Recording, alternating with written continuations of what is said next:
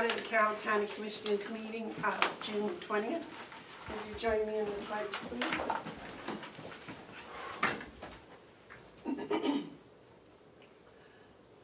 I pledge allegiance to the flag of the United States of America and to the republic for which it stands, one nation, under God, indivisible, with liberty and justice for all.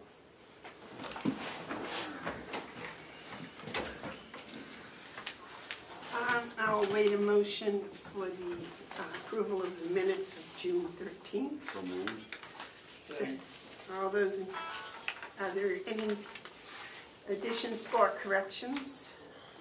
If not, all those in favor say aye. Aye. Aye. Those opposed? Okay, what are you doing?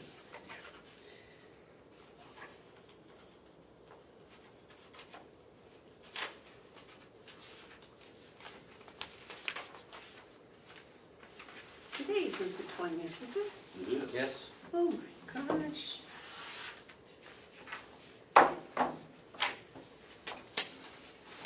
There you go, Dave.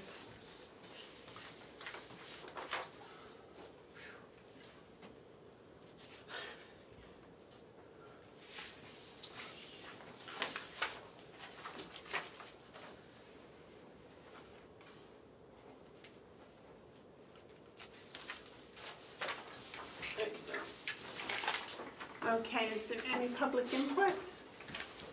No? First order on the business is the Commissioner office hours. Which is that motion right there. Last week it was tabled, right? No, we made a special order of business, so we don't have to remake it, we just pick it up now. But for the public, I'll Right. restate it. Commissioner Hounsell motioned that all staff working in the Commissioner's office be instructed to end their day by 5 p.m. Monday through Friday.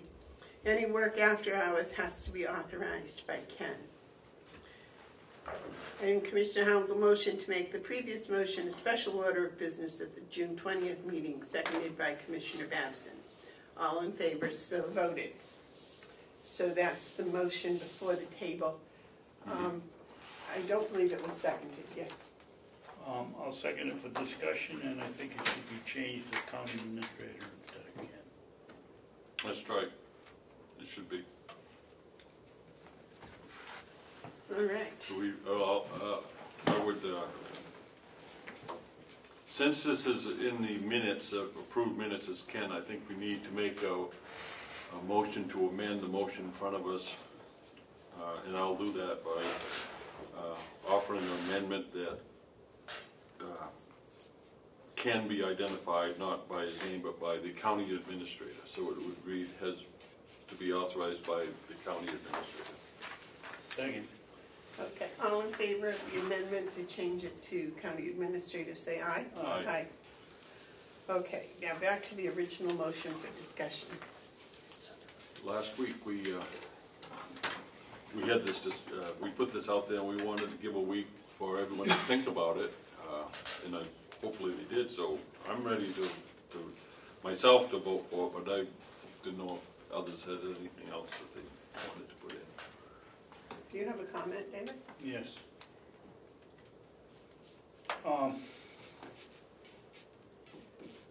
It's very apparent that we need an additional person in that office.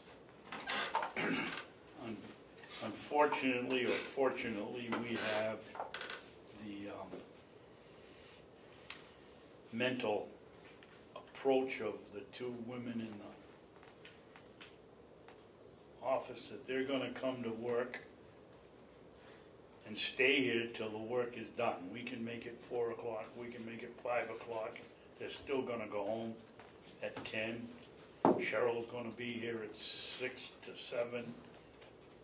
I'd like to throw another idea out. Maybe going back to an hourly wage for the office help. It'll force the delegation.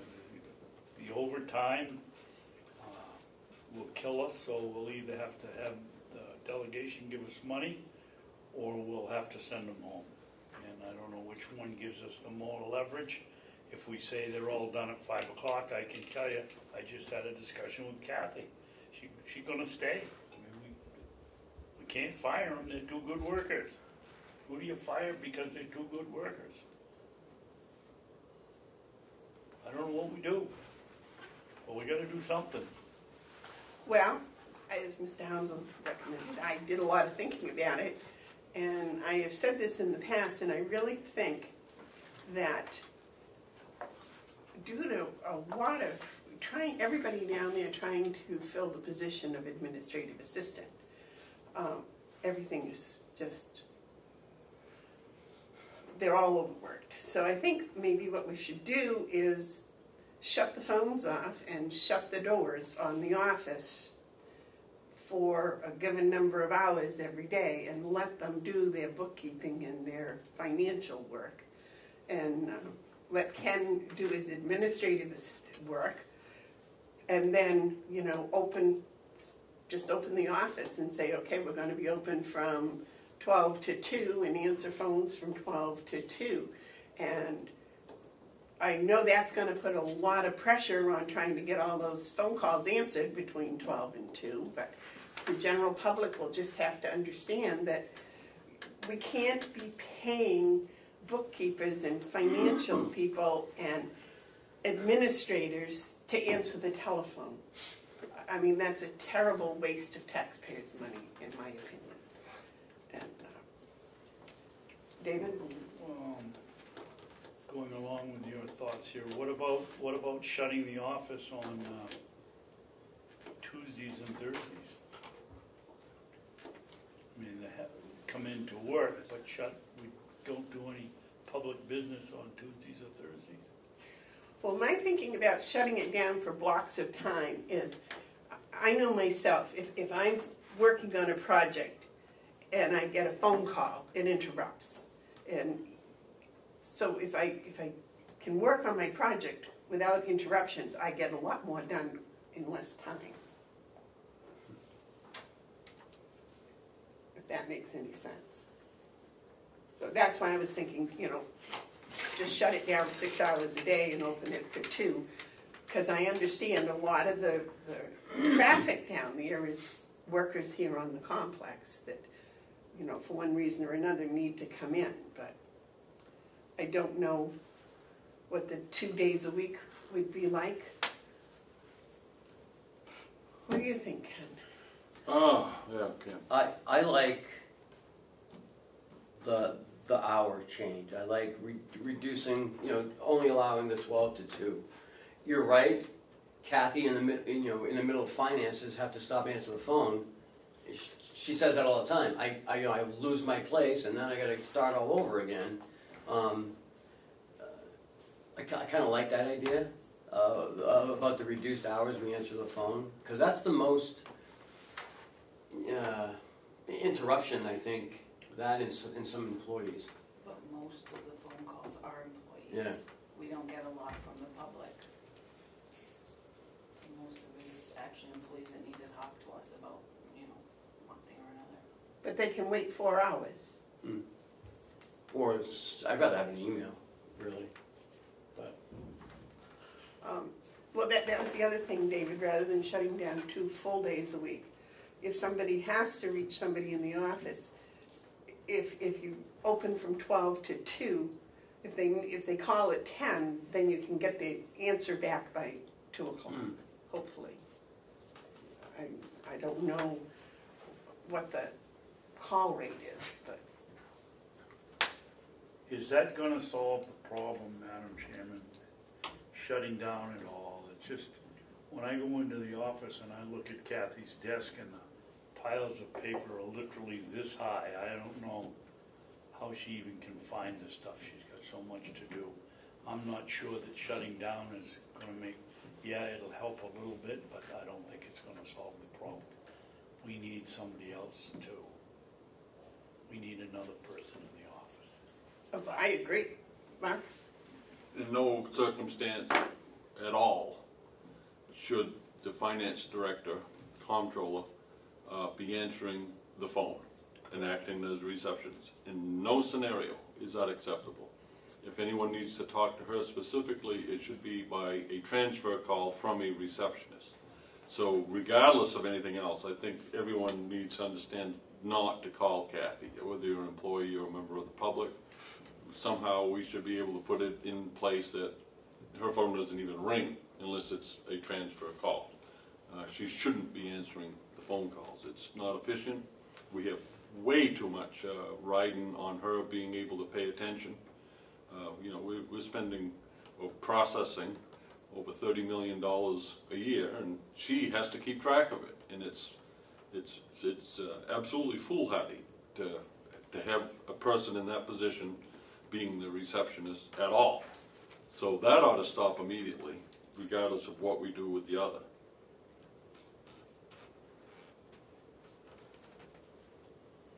I don't think any one of us believes that we don't need a full-time administrative assistant down there. All we're trying to do right now is find ways to get her, to take some pressure off of Kathy and Cheryl and Ken, so that office can start functioning the way it should be functioning. So right now, if the phone rings, who answers it downstairs? Whoever's available. Right now it's Cheryl, but if Cheryl's not here or she's on another call. Well, she's not down there right now. Right. So who answers it like right now? Kathy or Jessica. And if Jessica's on the phone with an employee, then it rings to Kathy. After 4 rings to there, it rings to me. So there's always a fallback person to answer it. Yeah, but it's, Well, there's also going with what Mark said, I mean, here's the most expensive employee we got answering the phone in a need-be basis.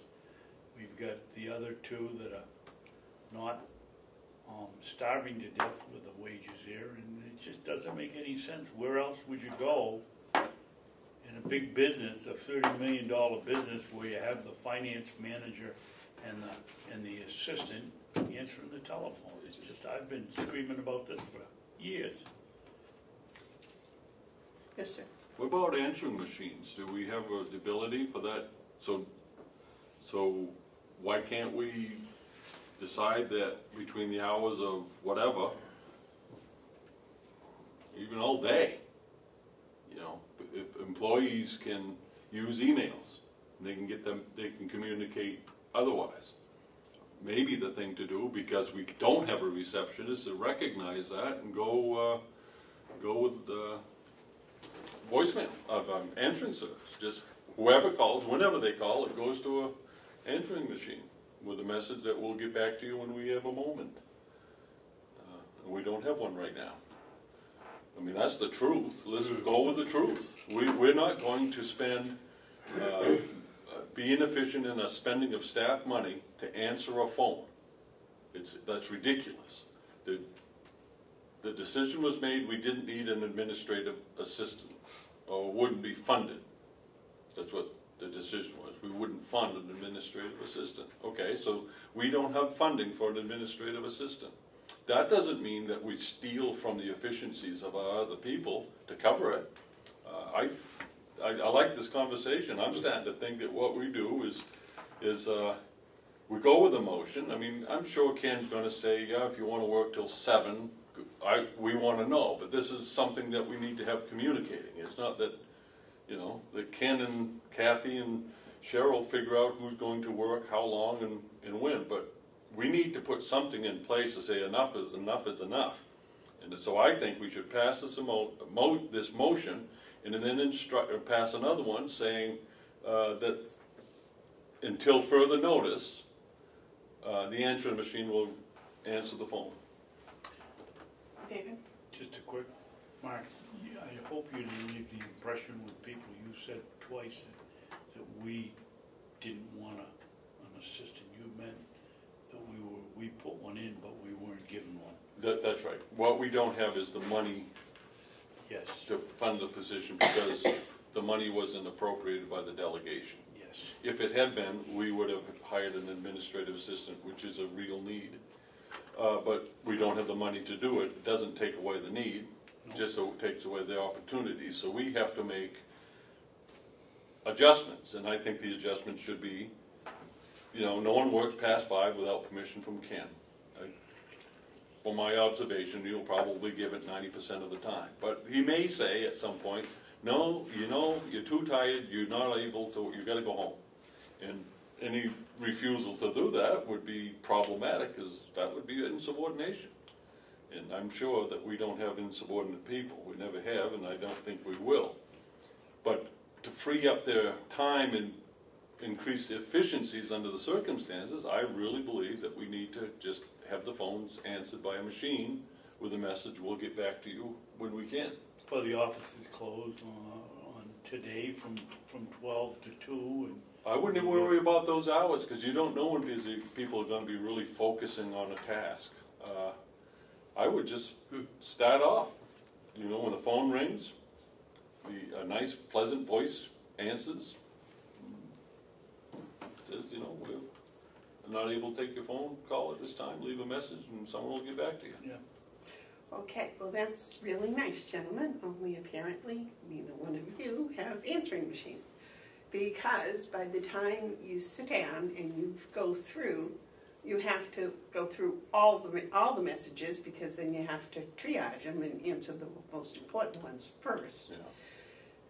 That is a long time consuming operation, or at least at my place it is, because I don't answer the phone during the day most of the time. So when I get to my phone, I've got a lot of voicemails, and that's what I have to do. And I have to sit down with a pen and paper, and I write down who's called, who's what, and why, and then, you know, prioritize and then answer. And that takes me roughly an hour and a half, maybe even 2 hours. Well, I have just a lot of different calls coming in. But I do think if we said, okay, the office will be open from 12 to 2, then people know if they really have to talk to a human being, they can call back at between 12 and 2. Because some days, some things I just need to talk to a human being about. Sometimes I don't, you know, and in my life to say someone's going to call me back, you know, the other day I was on the tractor all day. People can call me all day long. I can't hear them on the tractor. You don't hear them on your tractor either. So, you know, we're doing things. So to know that, okay, they're going to call me back, or I can call it 12 to 2. That would be more convenient for me as a person. Yes, Mike? Well, we were told that most of the calls are from employees, so they're going to be the ones that are going to be the most inconvenienced. But hey, we all work together, and there is emails. There are other ways to communicate. There's text messages. The public, when they call, that would be a priority call. But you know, it doesn't mean that you couldn't set it up so that if the phone rings and Jessica could answer it because it's probably from an employee. I guess we all have to improve our communication, but right now the problem is we're losing money and efficiencies by having the wrong people answer the phone. And I think the right person to answer the phone in most instances, because it's mostly employees, is an answering machine. Because we can't afford anything else. It doesn't make it the best, but I think it's the best we can do. And pass this motion. At some point, the delegation is going to see the need to fund this position at some point, and so we just have to hang on until they do. John has his hand up. Yes, John. John Ossipee, New Hampshire. How about have extension numbers designated to specific categories where the person making the call will make that critical decision as to what the category may be. So when they call into a specific extension because it's an employee situation. Or they call into another extension because it's a payroll situation. That way it's already decided as to the necessity of each of the different topics that may be addressed, which would take the burden of search and seizure on what call to answer. That's at the point of the decision when the call comes in to be made. Yeah. I mean, should I call or shouldn't I call? And that seems to be the root of the problem here because it's internal.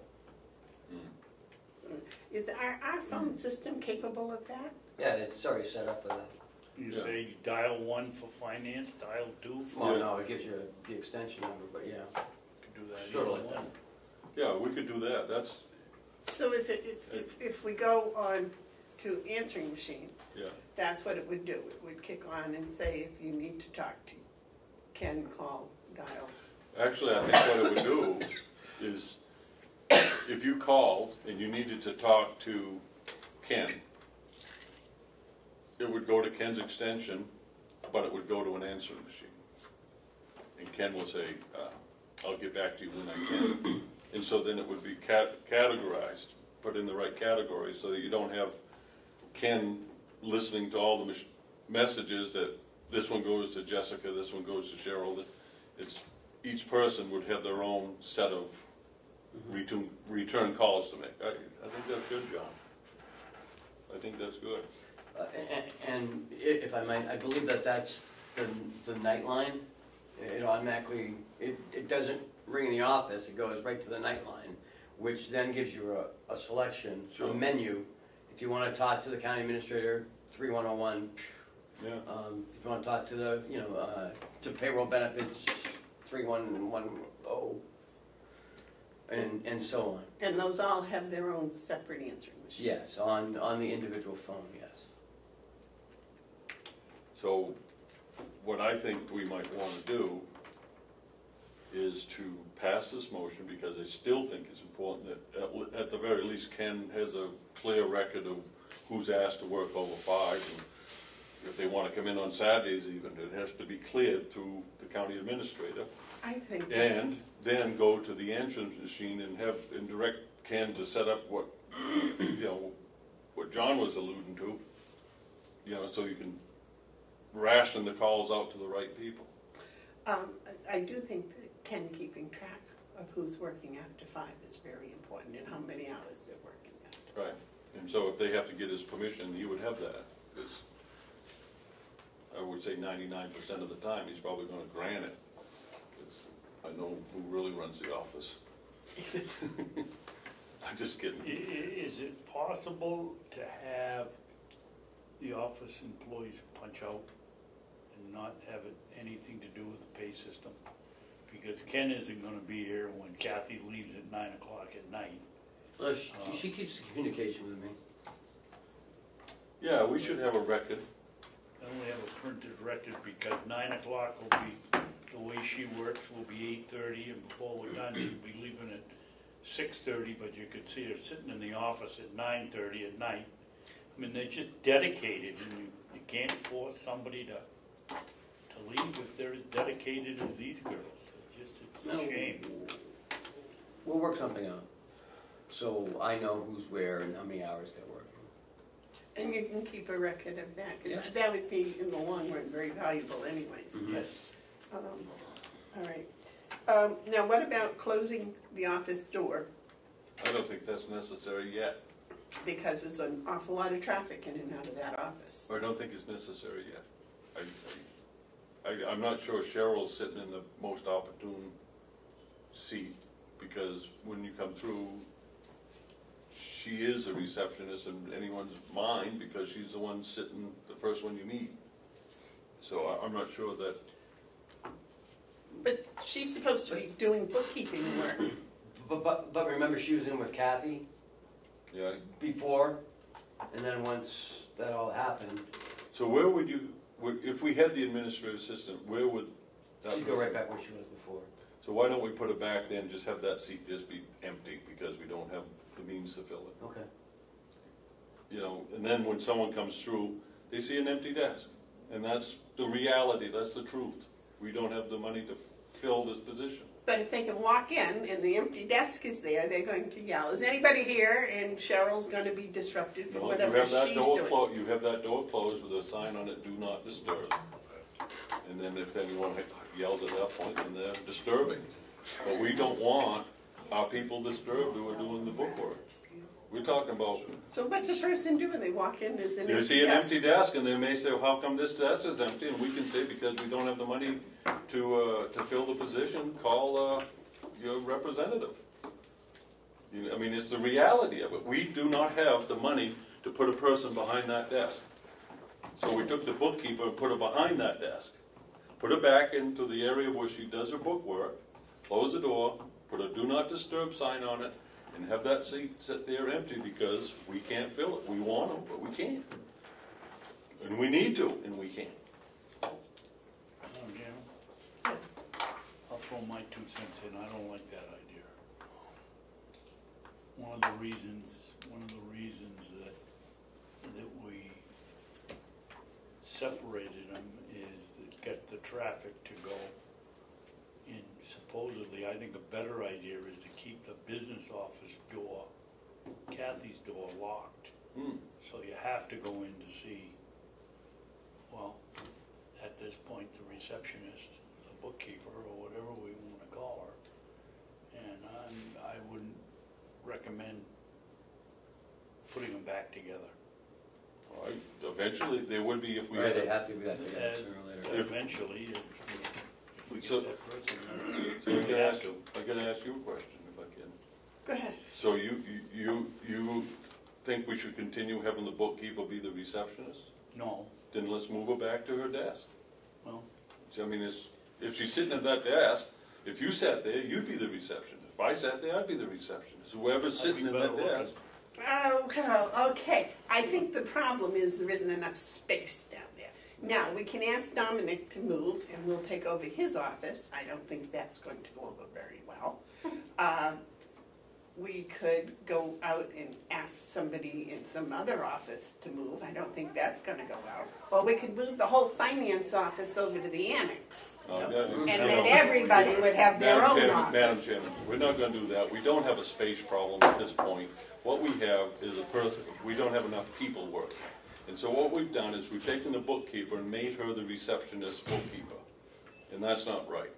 That is absolutely not right. We don't have a receptionist. Let's be honest and say we don't have a receptionist. And the reason we don't have one, we don't have the money to hire one. Just, that's it. Put a sign on the desk, like, sorry, no one here agreed with. May I make a suggestion that whatever motion we make, that we allow the 4 people, 5 people, or however many people in that area down there to make the decision as to whose desk goes where. Because they're the ones doing the work and they're the ones doing, they might, be more comfortable if they can make those decisions themselves.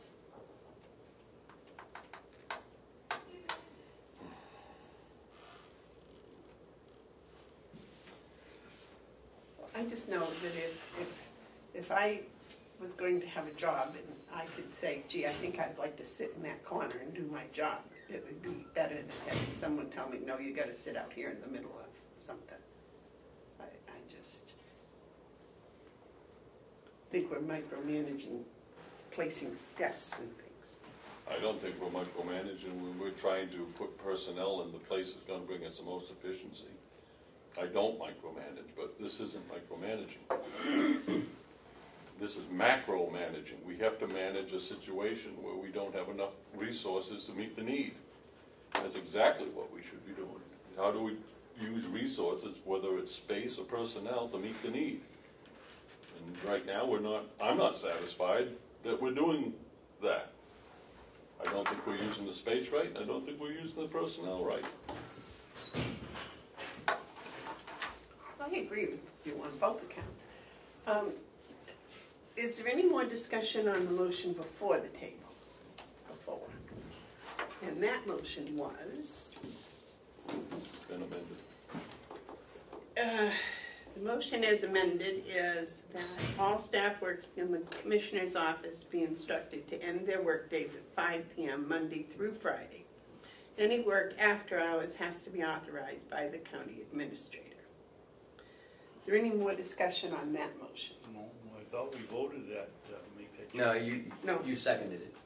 It's been made, seconded, and discussed. No, it's just not on the amendment. We amended it. Okay, all those in favor of the motion as amended, say aye. Aye. Okay. So that's done. Aye. Now, I would like to make a motion that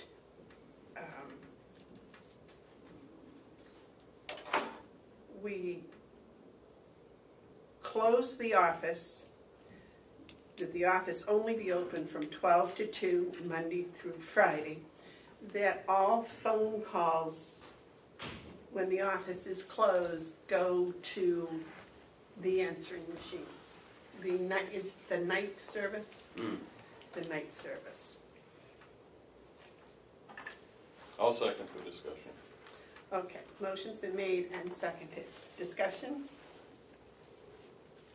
I don't know that that's going to solve it, but it might make sense to be our next step. In other words, I'd like to do this. In increments. Yeah, I'd be willing to do this, but I don't want us to think the job is done. What if we would have put also that I don't know. I don't think in the long run it's going to work, but first step, next step, it could very well be the thing to do. Let's try it for a while and see. Yeah. Yeah, as long Try as closing it for a while and see what happens. let's see what happens. If you'd be willing to reconsider this after we get some history. In a month or. Yeah. Okay, so you want to try closing the office 12 to 2 and see how it works, and then we'll Yeah. for a month. Okay. All those. Now, does the motion say for a month, or is it we're going to look at it in a month? I mean, I It don't. doesn't say either. It didn't say So why it don't we was- just pass it the way you have it, and we agree that we're going to look at this in a Right. month or so. Okay. Or until, I mean, we may have an administrative assistant funded as of July, when's the meeting? July 2nd? I wouldn't keep your fingers crossed on that. All right, so the motion's been made and seconded. All those in favor say aye. Aye. Maybe also, may I suggest also that when you put the sign on the door that says, you know, closed, open from 12 to 2, that you say due to personnel shortage or something. Can we say that? The office will be open from 12 to 2. I wouldn't say that. That's throwing it in people's face. That, you know, we know what the situation is. Eventually, it'll be remedied. I would think, though, that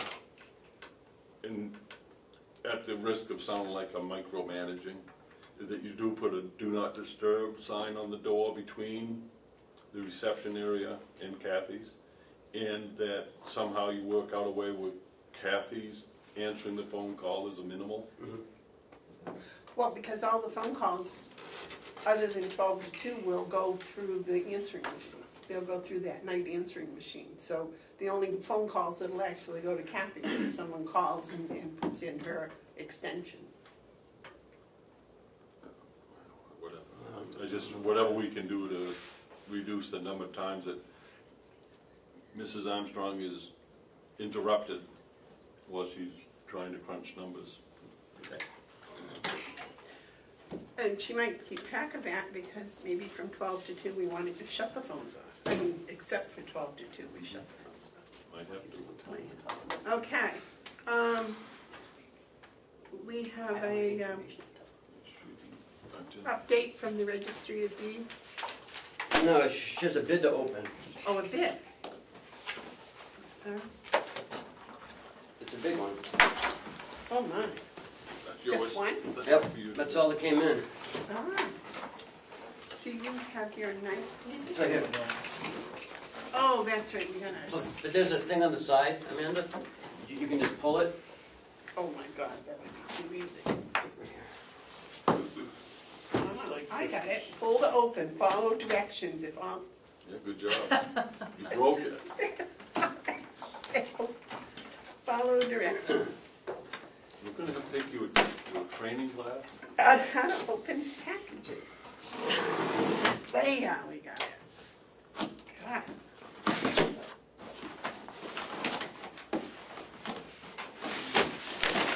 Get her. Wow. What is this bid for? The index book restoration.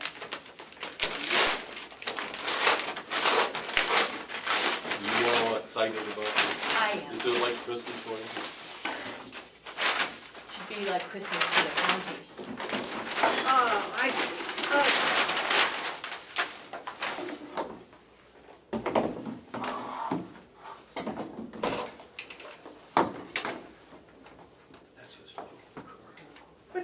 say on the front?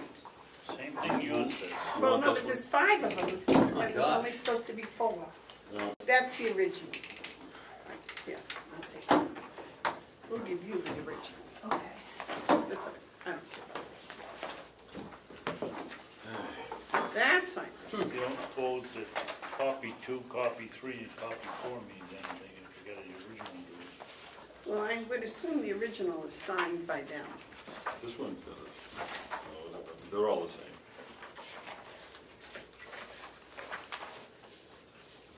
I think what you do is just read this number down here, The 97, yeah. current low bidder. But I was looking.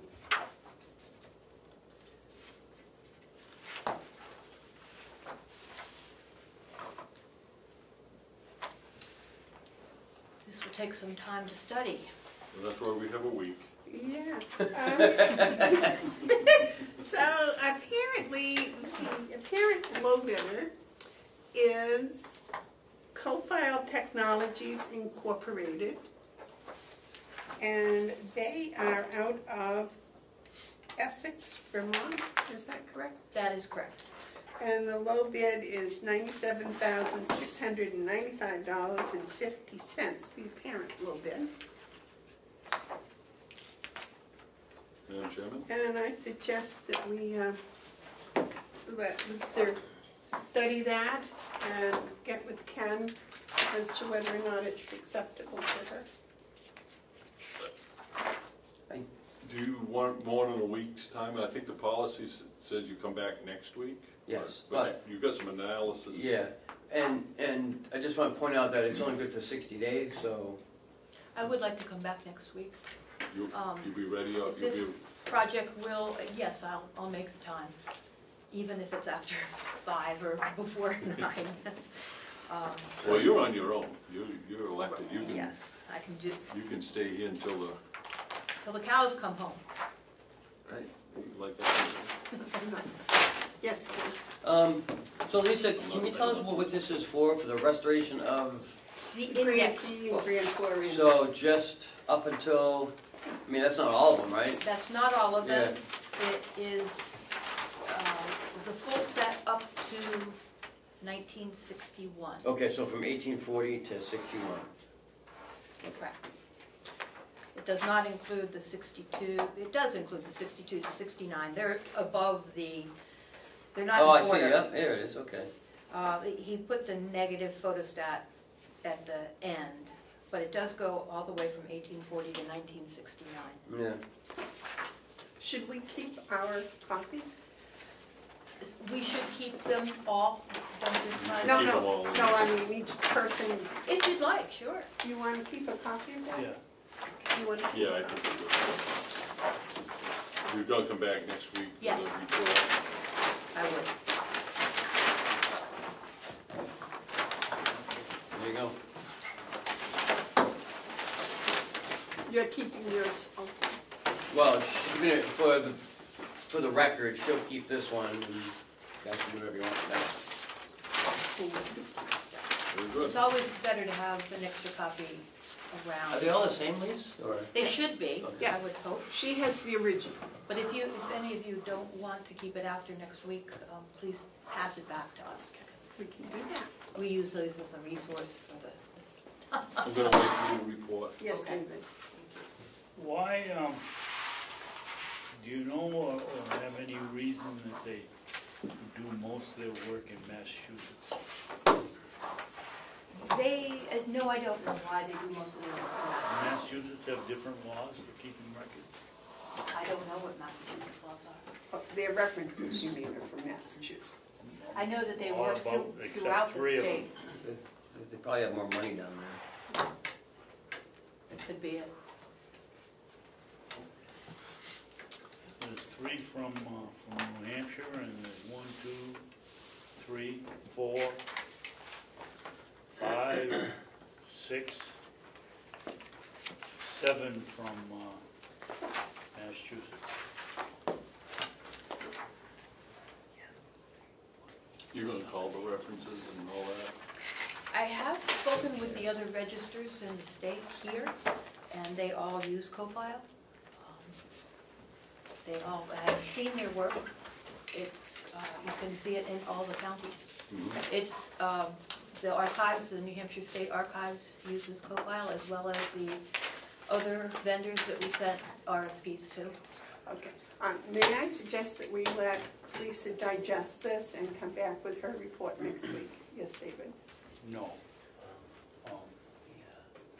I'm not gonna vote on this unless somebody comes in here and shows me that all of these references have been called. We're talking about $100,000 expense. And I wanna know that we've contacted these people and we're not just getting a schmooze from somebody they've done business with. I wanna know if they're working with us or I won't vote. Well, I thought that was what their report involved, was those doing that. I don't know how her department works, but I know we've had a lot of references around here and over the years, and not all of them have been contacted, and it would have been worthwhile if they had been. I will certainly study this. Thank you. Well, no, I want them called. I'll do my due diligence on it. Thank you. That's all I can ask. Great, thank you. You're welcome. Should we add that to our procedure, that all references should be contacted? No, we don't need to do that. Lisa, can you just hold on 1 minute? I sure can. Madam Chairman, why do you have Lisa here? We have her registry report, and it's quite, Nice. I think it's gonna tell a picture. Mr. Hounsell, are you holding up all that information, or is there only one copy?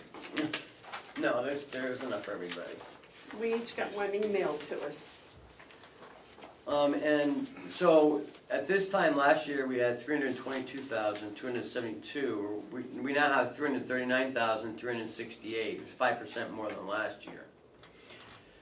What's exciting is, would you tell them what you told me yesterday? Yes, June is turning out to be quite a good month for transactions. Yesterday, we were up 60% for the month compared to last June. I hope it continues. Lots of lakefront property is selling, Moultonborough, Wolfboro. We had a $45,000 transfer tax in, a lot of $30,000 transfer taxes. Things seem to be stable and progressing as predicted. Who knows what the future will bring, but so far so good. Today looks nice. Today looks good. Comment, Mike? I was speaking with some people, 3 people actually, in 3 different conversations on the same subject, because I was interested in some of the activities going on in the Mount Washington Valley. And they described, each one of them described the real estate market as hot. That people are getting, the banks are eager to make loans. People are getting more than they even are listing for. People are just, I don't know. It's probably a bubble that'll burst, but right now it isn't. So it's good news for this year. My concern would be going forward, if we get too, I don't know, punch drunk thinking that this is going to continue, that we still use conservative projections when we're looking at revenues. We don't get all giddy because this looks like it's going to be a great year, thinking that next year or the year after will also be great. That's my only concern, is that in budgeting going forward that we may overstate revenues from real estate transactions. But everyone's telling me we can expect this to continue for the next few months. Perfect. Yeah, it's wonderful. David? What did you say was up 60%, Lisa? June so far. June is not on. June is not today, on. Today. Yes. Not. In other words, we're not looking at 600,000 for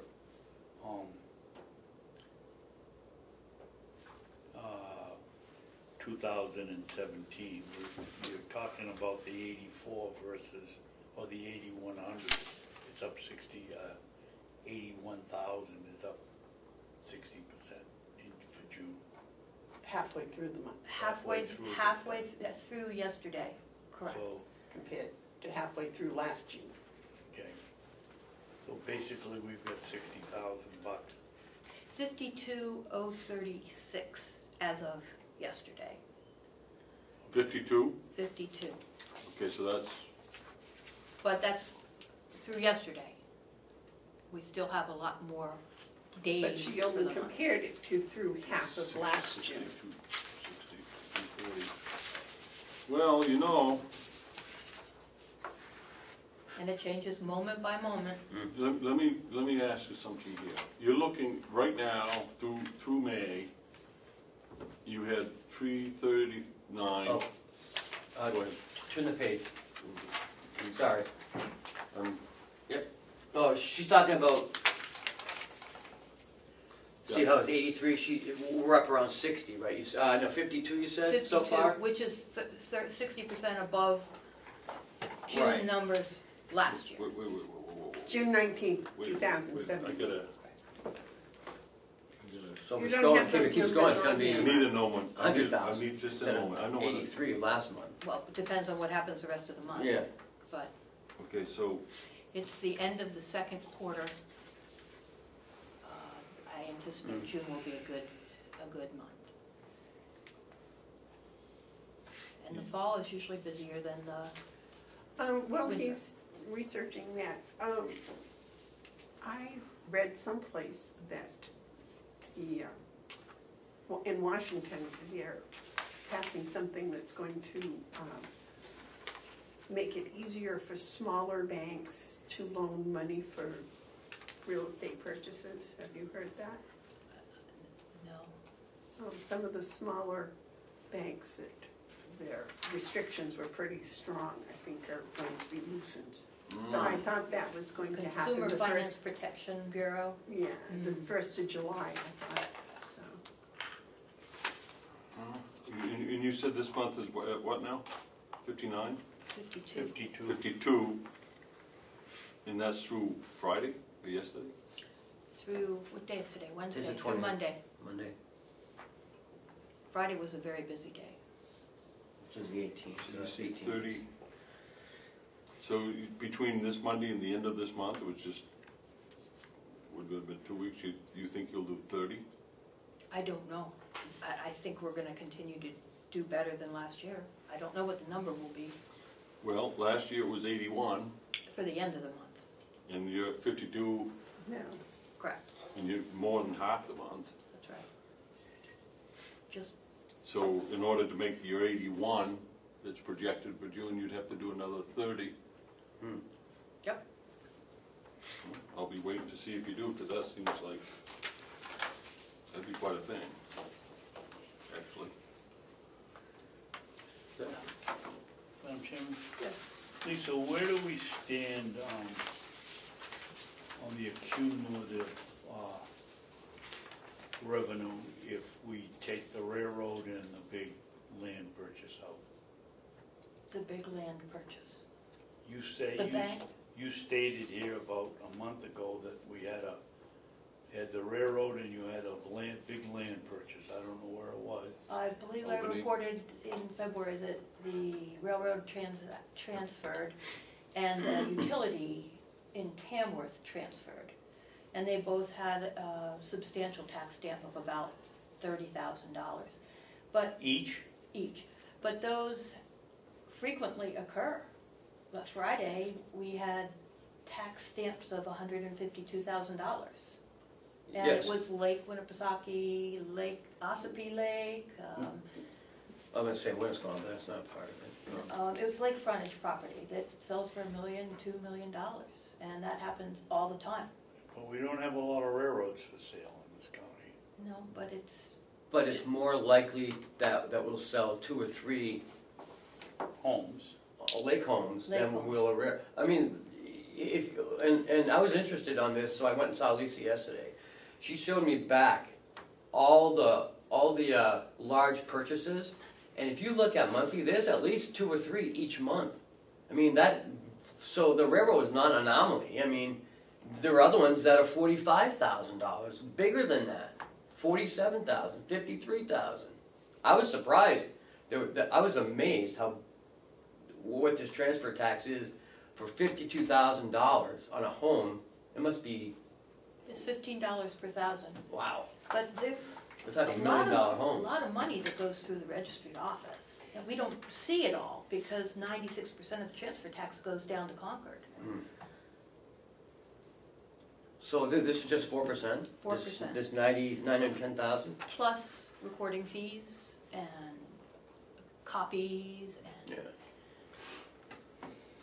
Yeah. That's one of the things that people find kind of striking about Carroll County, is because we have a lot of very, very wealthy residences, and we have a lot of very unwealthy residences. And But there doesn't seem to be a whole lot in the middle where it just doesn't balance. I invite all three of you to go down and see Lisa and look at the trending and all the different sales. I learned a lot yesterday. Thank you for that. Sure. What year did the transfer tax go up? Long time ago, I think it was 98. I think it's been the same for a long time. What is it now? $15 per thousand, So if is that a like .015? yes. And you split that between the buyer and the seller. Yeah, one time I remember back in the 80s, they messed with that hard. They jacked that up. I don't know if they ever brought it down. I can't remember usually when It's they bring changed the many tax up, times. they don't bring it down. But, well, We have a chart downstairs it's actually online as well, at nhdeeds.com. You can look at it. You can't do it on your phone, though. I couldn't do it on my Android phone. No, you can't. I was, Java doesn't work on the no, phones, and the website is based on Java, so it's a shame. well, that's something to work on for the future. Right. I mean, I was in a pine forest trying to find it, and it was like, Lisa, what are we doing? Not to move away from this discussion, but can we skip the Head Start lease and go to Howie? He's been waiting since 9. Okay, are you all Sorry. done with us? Do we have anything else for you? No? Gentlemen, any questions for Lisa? No?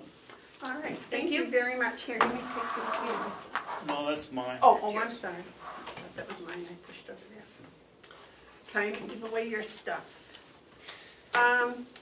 Okay, so Howie, you got another bid for us? See you later. We already opened these, I believe. Yes, it's the same one. We had talked about going going back to change all the ones that we want to change in. They are changed. They had no objections at all. And I'm happy with it. So I remember last week you had one that was FedEx, and then we did changes. Did they resend Resent it completely. with all the signatures? And they completely agreed with taking the jurisdiction to be New Hampshire, and there's no arbitration clause. Great. So, Out of Madam Chair, curiosity, did you call the references that they gave you? in fact, I checked personally with the references last week. And followed up is where there was a concern raised, and had an excellent discussion with a consultant pharmacist yesterday, who addressed all the concerns. So and there were actually other county homes who were using them. So it was somebody who had our best interest in heart. All right. And you kept a record of that? I do. Okay. If I remember correctly, you gentlemen gave me permission to sign this, was that right? In Or fact, not? what I Is that request, something Madam else? Chair, is there's two originals that need your signature on both the first page and the last page. And I'd suggest that you sign both, and that we keep one as an executed original, and then we forward the other to the Farm America. All right, gentlemen, I think I need a motion to sign this one. We didn't make a motion to sign the last one, did we? No. Make a motion, we give the chairman permission to sign the pharmaceutical contract. Second. Okay, and all those in favor of my signing it, say aye. Aye. Now, did we approve the contract? I think we just did, didn't we? No, you Approved just, you signing it, didn't we approve? but it doesn't mean you approved the contract. Okay, so we put your permission to sign it before we approved it, okay? Yeah. I make a motion, we approve the bid from Farm America. Farm America. Motion's been made and seconded to approve the bid from Farm America. Is there any discussion? Yes. I'm sorry, it's Farm America? Farm America. Farm America. No middle A. Yeah, there's no A. I thought it was, I'm sorry. Farm Farm America. America. Farm America. They have all these weird names for companies, it's like, you know, they just say something else, Farm America, that's not even a Well, word. it should be Farm America. Well, then that would sound like you needed a plow and harrow. All those in favor of the motion, please say aye. Aye. Aye. Those opposed? Okay. So I will just sign it, Howie. You can date it and do whatever else you want to. Every time I do this, remember, you guys have promised to bring me cookies when I'm over with Jason. Well, I did you one better. When I did my inspections, I asked Jason if maybe we could put up some curtains in a special room for you. I don't You know, you'd like the ambiance. Actually, I'm not a curtain person. I like the bright sunshine. Oh, darn it. Not only does it have curtains, there's no windows anyway. And it has pads on the walls. What you're signing on the back is the adjacent business service agreement that we have to have with all medical providers. It's guarantees that they'll treat our medical information as private, and we'll treat their information as private. Do we need a motion for that? Nope, I think that's all part of the main body. All right. Thank you, commissioners. Thank you. We have another bid from you? No, From Bob. right, from Bob, but I'd like Howie to hang around if you could. Sure. Do we here or? No, we're up here, because there'll be some questions. Okay. Bob, Jim, come on up. We got mattress bids. We have You can take that front seat. 5 of them. Jeez. Gotta be careful. It's been a You long month. guys- Now, I do want to warn you, Bob, do you know what AliMed is? They send a bid in, and then they sent a revised bid in. Do you have any idea? No, AliMed is just a medical supplier down in Massachusetts that we buy other Okay. products from. So you've got, I'm looking at the kind of the deadline one, see which one is, nothing identified. But one's open. The inside is not. It wasn't labeled on the outside, so I can. May 24th, May 23rd. So I So would one say, day. okay. Boy, that's a thing. So should we only Yeah, open the number one. revised one, right? We should only open the revised Well, one. Let's think for a minute. We got one May 24th. We got one May 23rd. So we, in essence, we have 2, except this one is labeled revised. My recommendation is to open the one that's marked revised and not open the one. Note that we received it, but we're not opening it. I agree. I would say they don't, the revised one is the one they want us to look at, so let's not pay any attention to the other one. And then What I do you would think, further David? say that this one should be returned unopened. Okay. The only problem with that. Oh, wait. Let me see that one again. Oh, yeah, that's right, that's exactly what we want to do. Send that back and open, saying we opened your revised one. So we only have how many? 4. 4. AliMed. David and I have ours open. I don't have.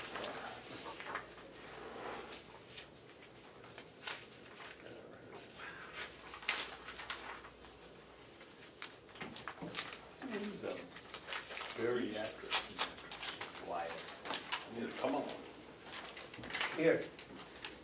Another one? Just get rid of that. I was trying not to. Put the size in here. There you go. Now it's just a matter of want to do it out of proof It of says it's 80 inches in the definition, so isn't that covered? There are weight considerations too. Okay. Okay, let's start with you. Madam Chairman, Commissioner Babson, I have a bid here from AliMed from Dedham, Massachusetts. Their revised bid dated May 22nd. I'll give the bid total and allow for Bob to scrutinize it. The bid total is $25,862.50. Okay, I have one from Ardent Medical Services out of Kennebunk. And it is for $24,214.40. David, I what do you have McKesson's bid.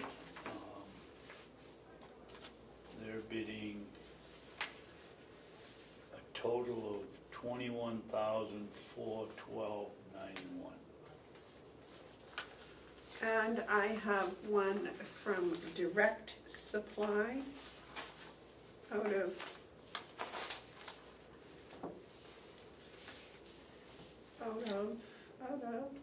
Milwaukee, Wisconsin. Sounds right. $25,980.76.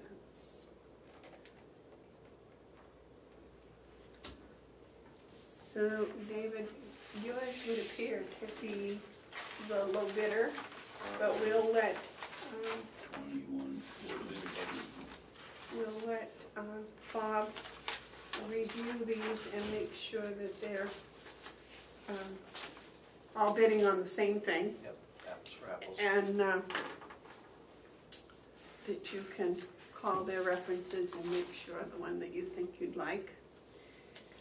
Mark, what did you have for price? 3 of these, 20, I can't remember, I closed back up. It's right there. 3 of these we do business with already. So what you're going to do is come back next week with a full report, and you can tell us all the others. I wouldn't get too much into it right now. I don't plan on it. Not at this point. Give those to. Right. Well, I was trying to put this stuff back into where it came out of. Sure. Here, I'll give that to you. I opened 2, so I had to make sure I got the right one and the right stuff.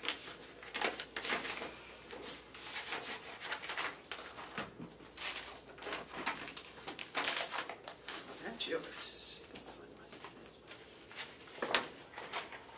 Doesn't matter as long as they're in different ones, right? I'll be able to sort them out. They can all be in one envelope if it's easier. I think we'll figure that one out. David's got to put all his back together too, so.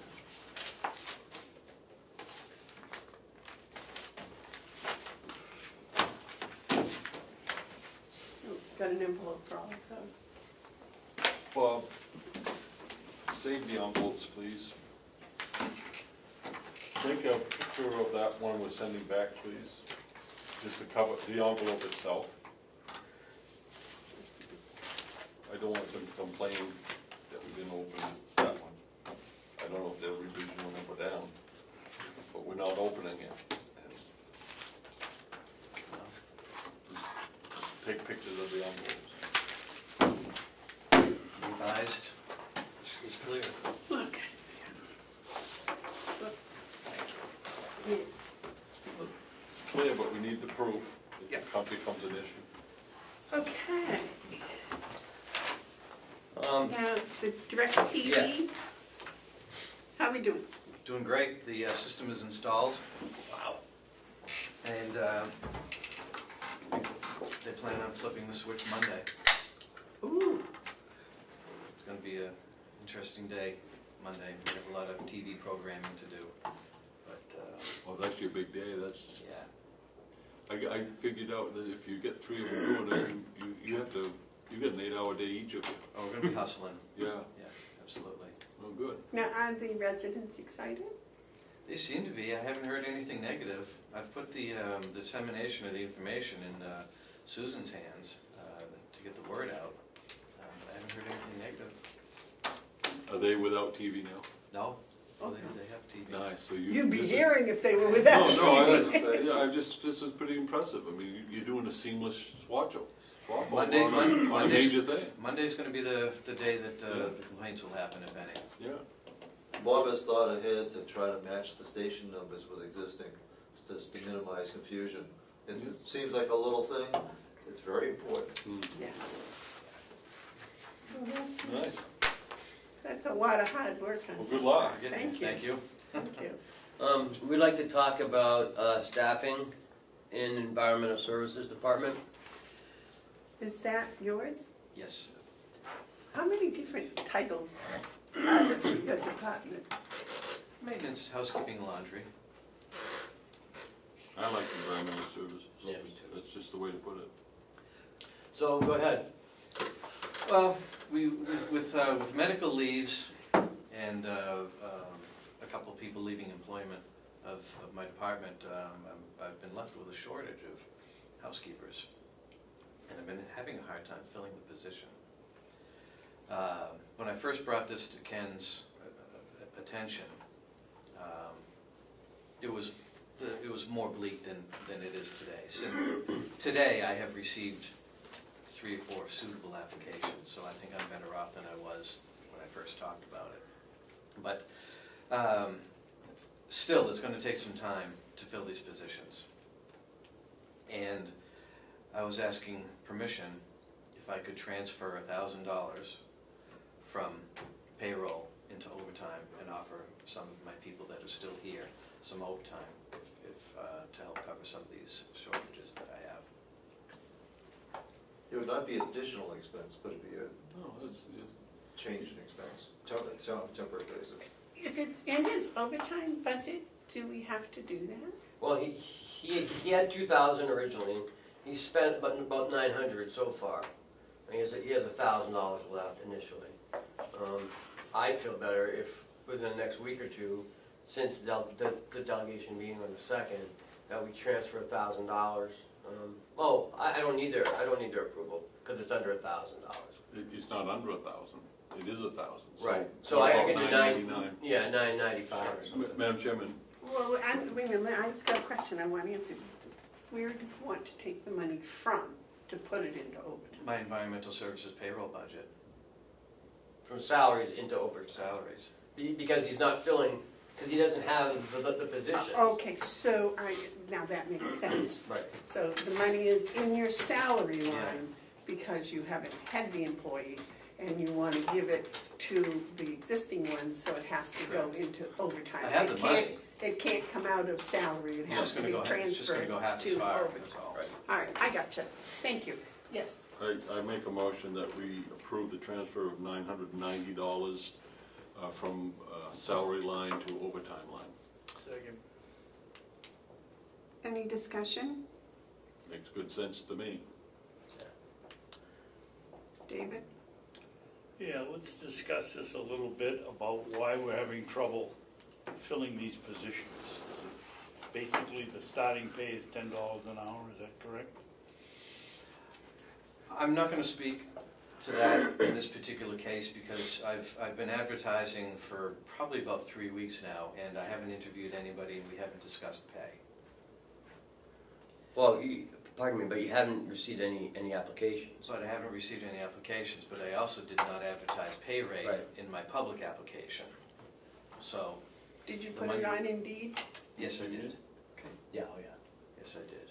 And you got no applicant? No, I have applicants. Oh, Whether they're good applicants or not is another story. Up until Monday, I didn't have any good applicants, but now I have probably 3 good applicants, okay. Now, if you at least get, worthy of an interview. if you get applicants with experience, do they still have to start at the $10 or? They have to start according to the rules of the CBA, the collective bargaining agreement, and there are rules That we have answers to that follow. question, I understand. Okay. So why would somebody not want to work here? You're a pretty good guy. I can answer that. Yeah, it's it's essentially, after, when we start talking about money, that's usually what it comes down Well, to. let's stop beating around the bush here, you know, it's the wages. You can go to McDonald's for $11 an hour after a couple of years, and we're paying $10 to be, and then you wonder why people won't work here. What's minimum wage now in New Hampshire? $7.75. $7.75. Mark?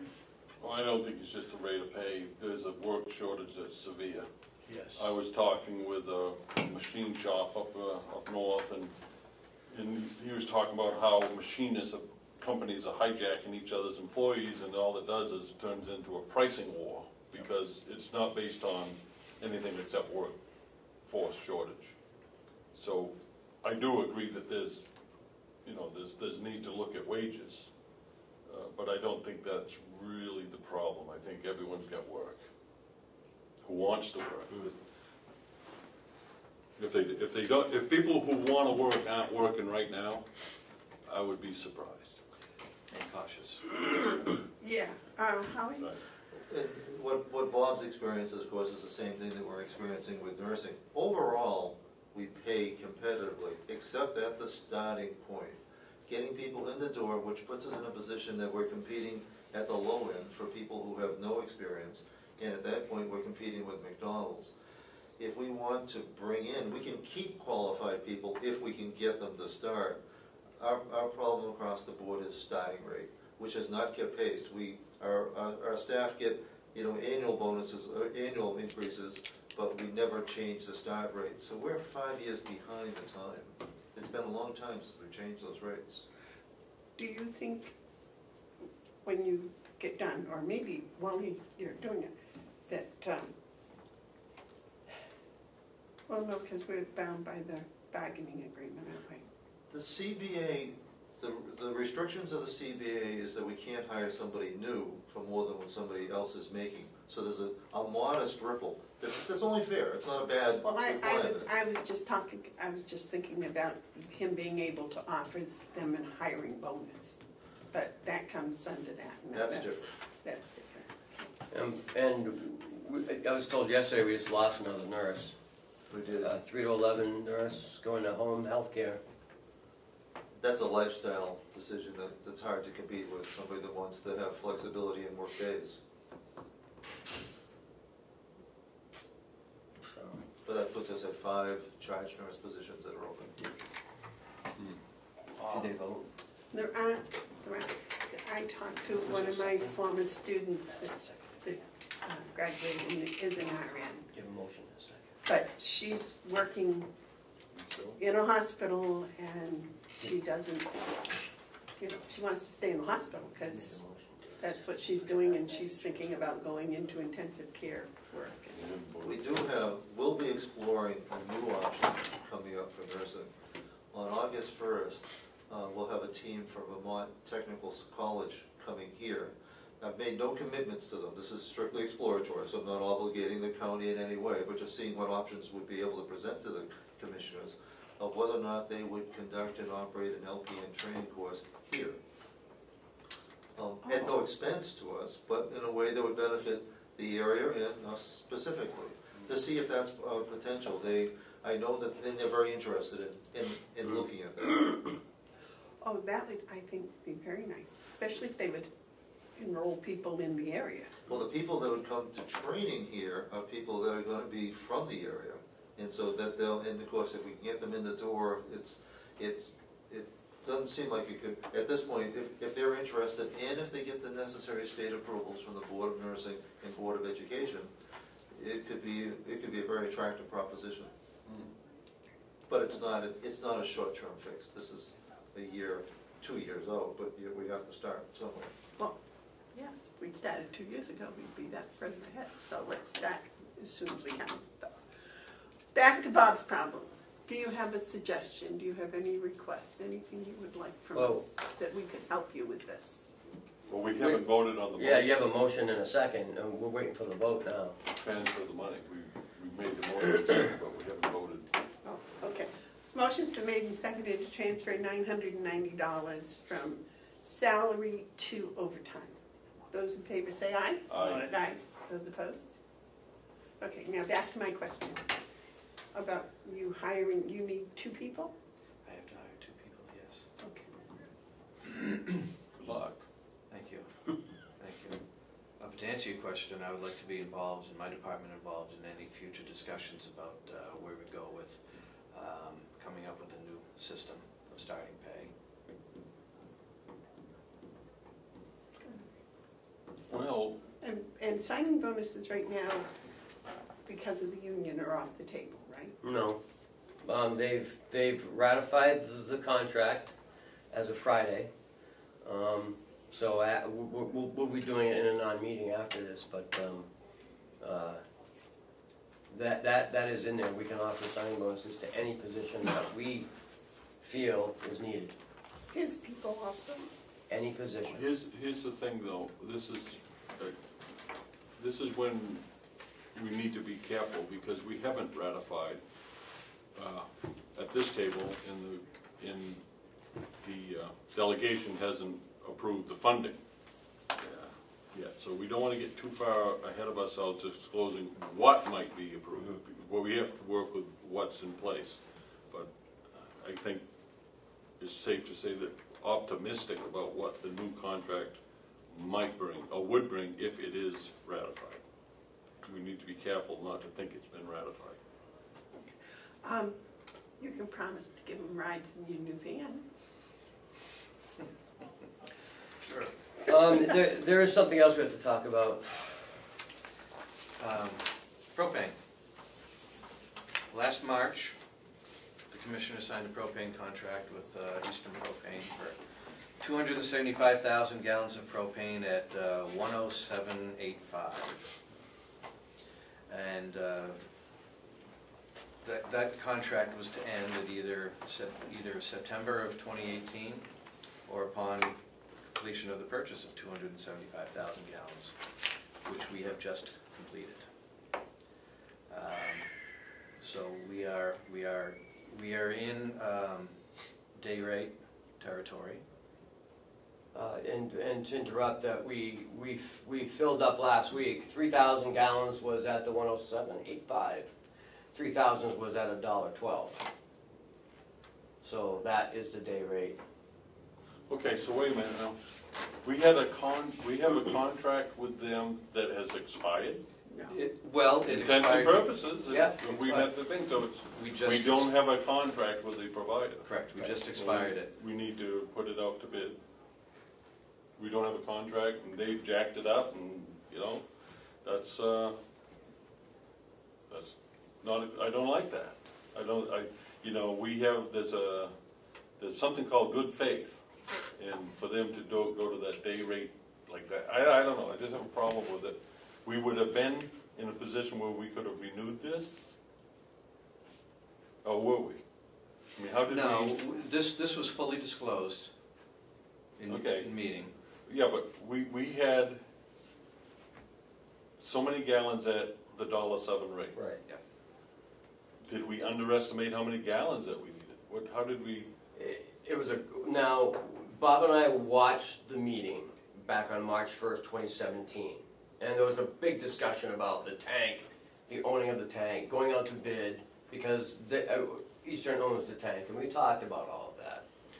And they proposed, because we were using, 200,000 gallons a 200,000 year? gallons a year.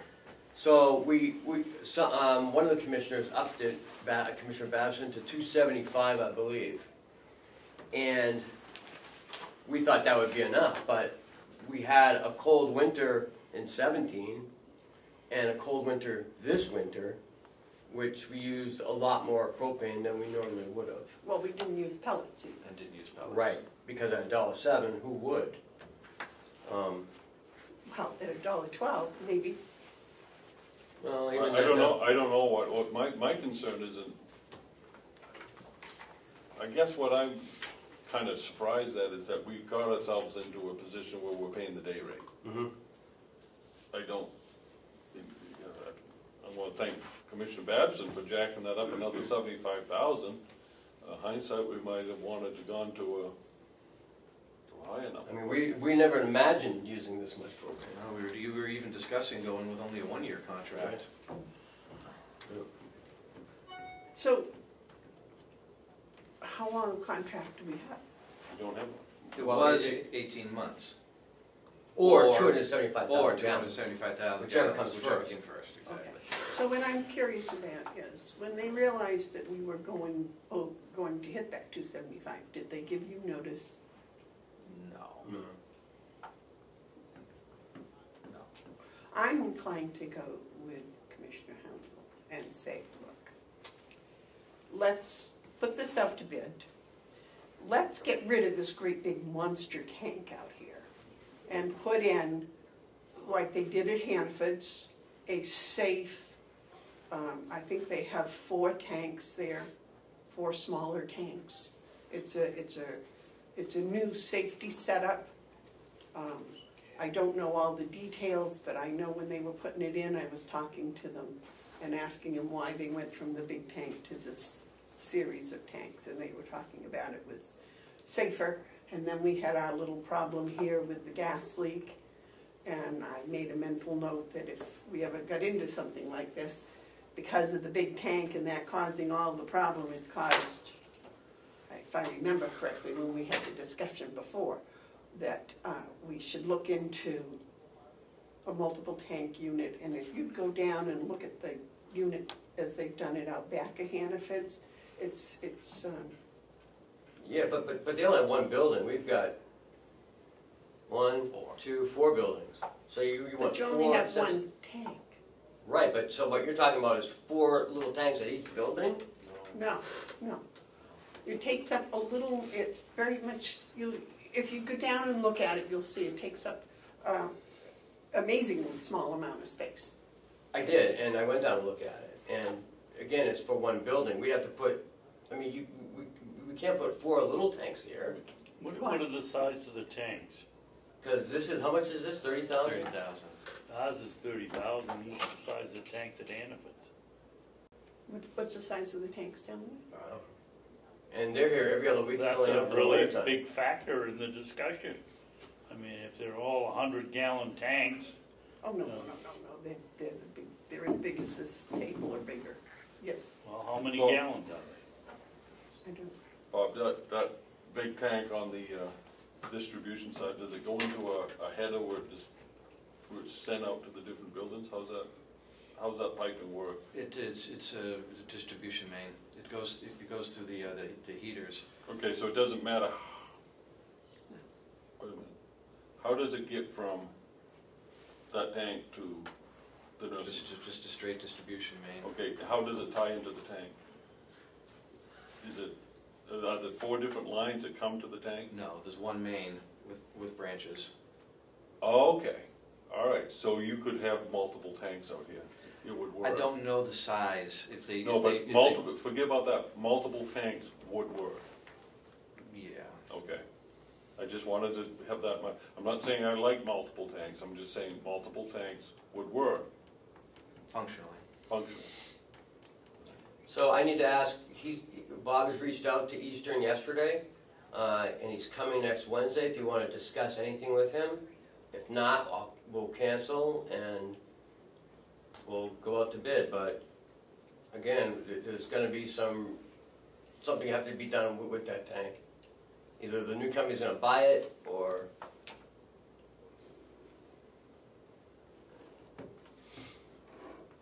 So I don't know what you guys want to do.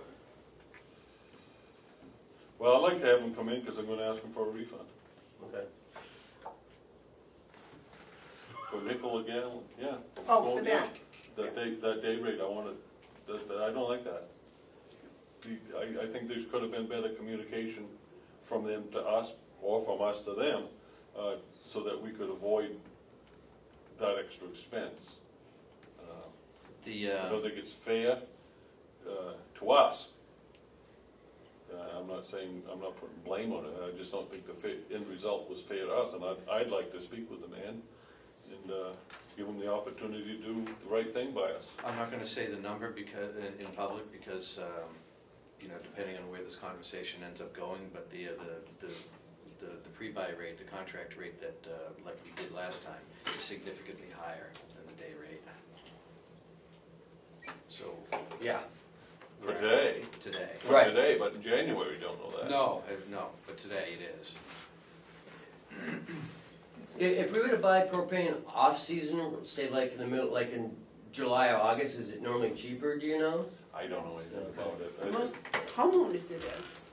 Well, not necessarily, it's all tied to futures and Yeah, all I kinds just, of things, you know, if someone has a bad day in Kuwait, we pay more for fuel. It's, Mm. you know, it's just, Go watch the gas pumps. Propane does the same thing. so should I leave it on for next week, you said, yes? You want to talk to him? I would like to. I Sir? don't know, the other two, I'll yield to them. Well, I'll listen, but I still think it should go out to bid. I think that was it's just not the right thing to do. Okay, so leave it on? Yep. Leave it on and don't discuss any numbers in public. Yep. And I would appreciate it if you would go down and look at what they did there. Sure.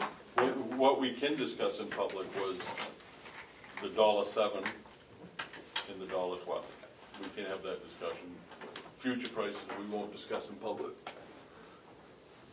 I hope they will see how many gallons, did we pay $1.12 at? 275,000. Oh, no. About 29,000. I mean 2,900. 2,900? Right.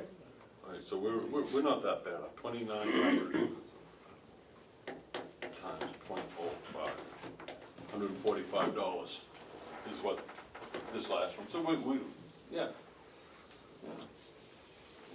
See if we get $145 back. This next thing is sad, but also a good thing for the commissioners to do, and that's say goodbye to a great employee. Jason, and Lori, and Pat, why don't you guys come on up?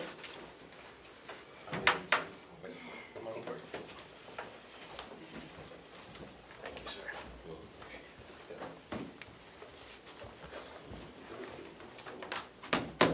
You leaving your recipes? Oh, do I have any? No, are you leaving them? I can if you want. Yeah. The snacks were great. Oh, you're welcome. My pleasure. So here today, just Lori is leaving us. She sold her house up here in Sandwich and is moving to Florida permanently.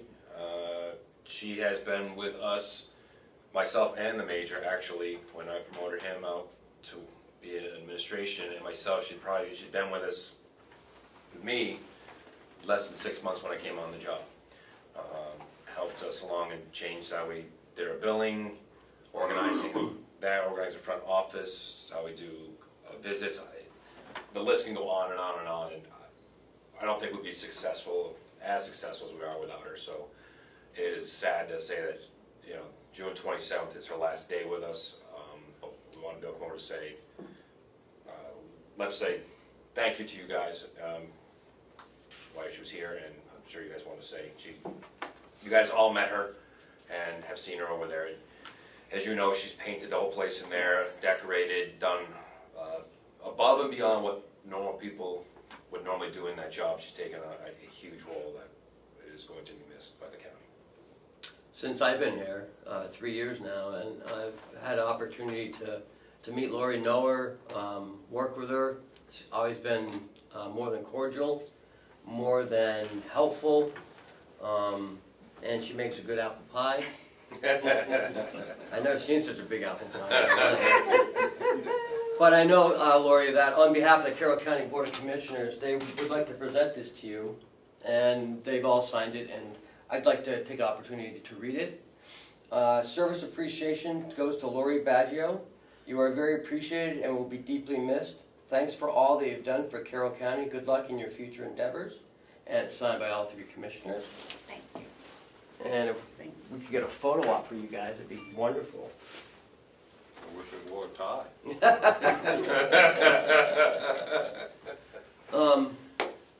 So, I don't know if you have anything to say there. Well, did you sign your artwork? It is beautiful. I'm very modest. No, I didn't, but it was fun.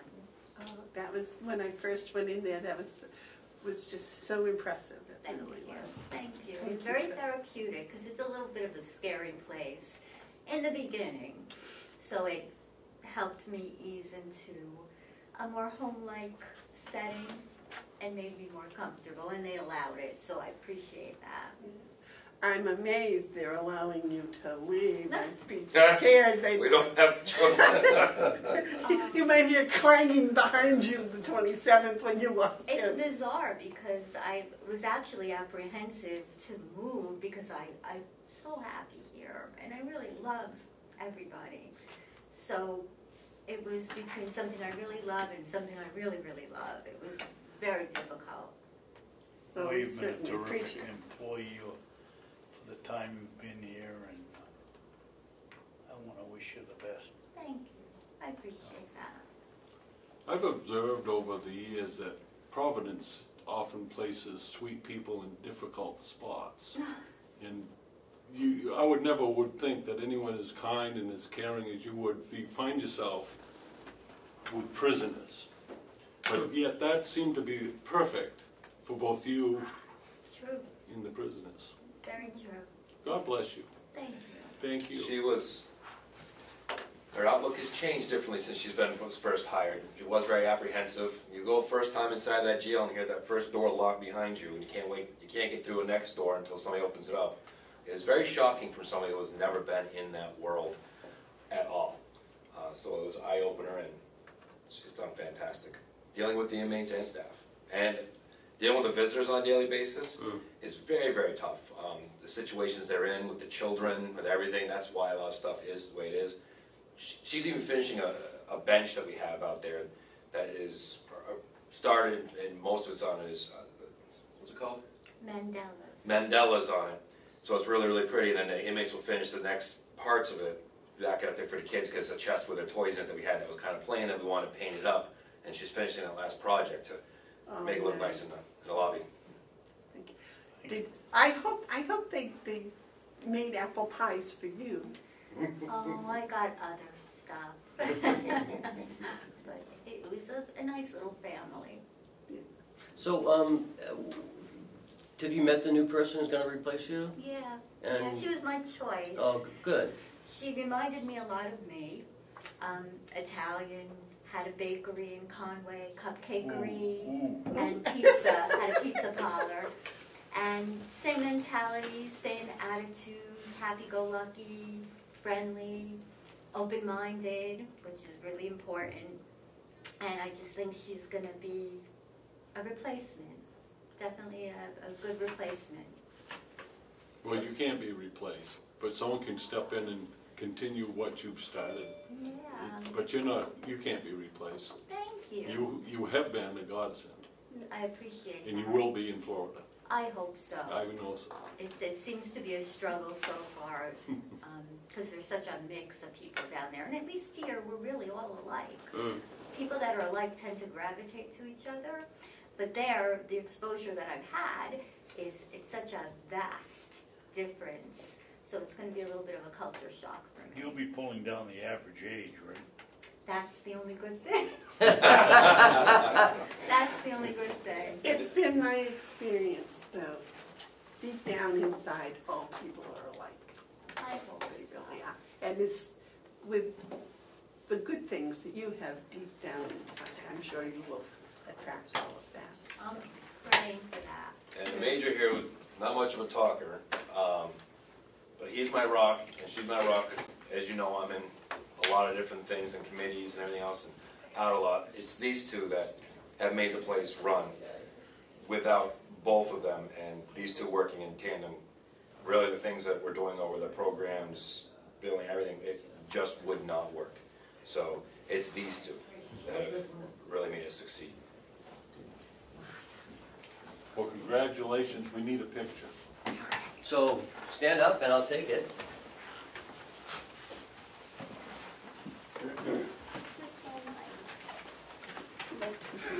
I want to stand right here with you two. Oh, that's good. Gosh, how small you I are. don't think they are. She's not in my way. There. You got the chair blocking She's her. just the right height, see? You can move that chair out of the way. Yep. Thank you. I love the shorts. How we been One, giving you training or what? 2, 3. Perfect. Thank you. Good enough. Very nice. Keeping the one of them. Oh, your artwork is just so beautiful. That's the first thing that hit me. I thought that was so warm. Good job, thank you. He says it's clean. And I'll see you before you go. You still have another week. Yeah, yeah, definitely. Thank you, guys. Madam Chair, I've asked that we take a 5-minute recess so we can set up the projector for the IPN. Oh, yes. Okay. So all we got is you had started. Please, yeah. And that's just between us. They're not coming because it's already done. Are we all approved? Can we make a motion and sign that? Sign what? The lease for the Head Start? We made all the changes. I sent it to you the other day. What we should do Right, is but I'm make a motion that we approve this and we will sign it after it's been after the funding's been approved Yes. by the delegation. Motion made. Well, I don't know where we are. Where are we on the agenda? Well, we're we've gonna got- go to the IPN is what we should do. Well, yeah, but it only takes 3 seconds to do that. That's what I was gonna do. She said, yeah, she calls it. Okay. So, You made the motion. Well, but it's not funding. There's no funding involved. The commissioners are in agreement with the lease. We present it to the delegation on the 2nd of July. If they're okay with it, then Comes back. Right, come back to us for a signature. But we have to approve it. Yes. So, Madam Chairman, Yes. I make a motion that the commissioners approve the lease for the Head Start at the annex. And we will, and further authorize the chairman to sign this lease upon approval from the delegation. You want to second that? Frankly, I'd like to, Well, we either have a second or we don't. It's, I'm not second. I'll second it. now you can have this. Now we have discussion. I made most of the corrections last week, and I'd like to make sure they're here. We just got there this morning. I sent it to you yesterday. I read it last night.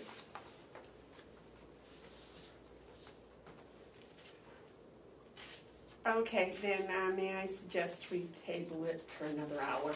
Can we do that for an hour? You can do whatever you want. And that we take a recess, do the IDM, and then we'll come back to this. All right, so you need a motion to table? Yeah. I move to table. Okay, all those in favor say aye. Aye. Okay, we're gonna have a recess and then you can set up. Thank you.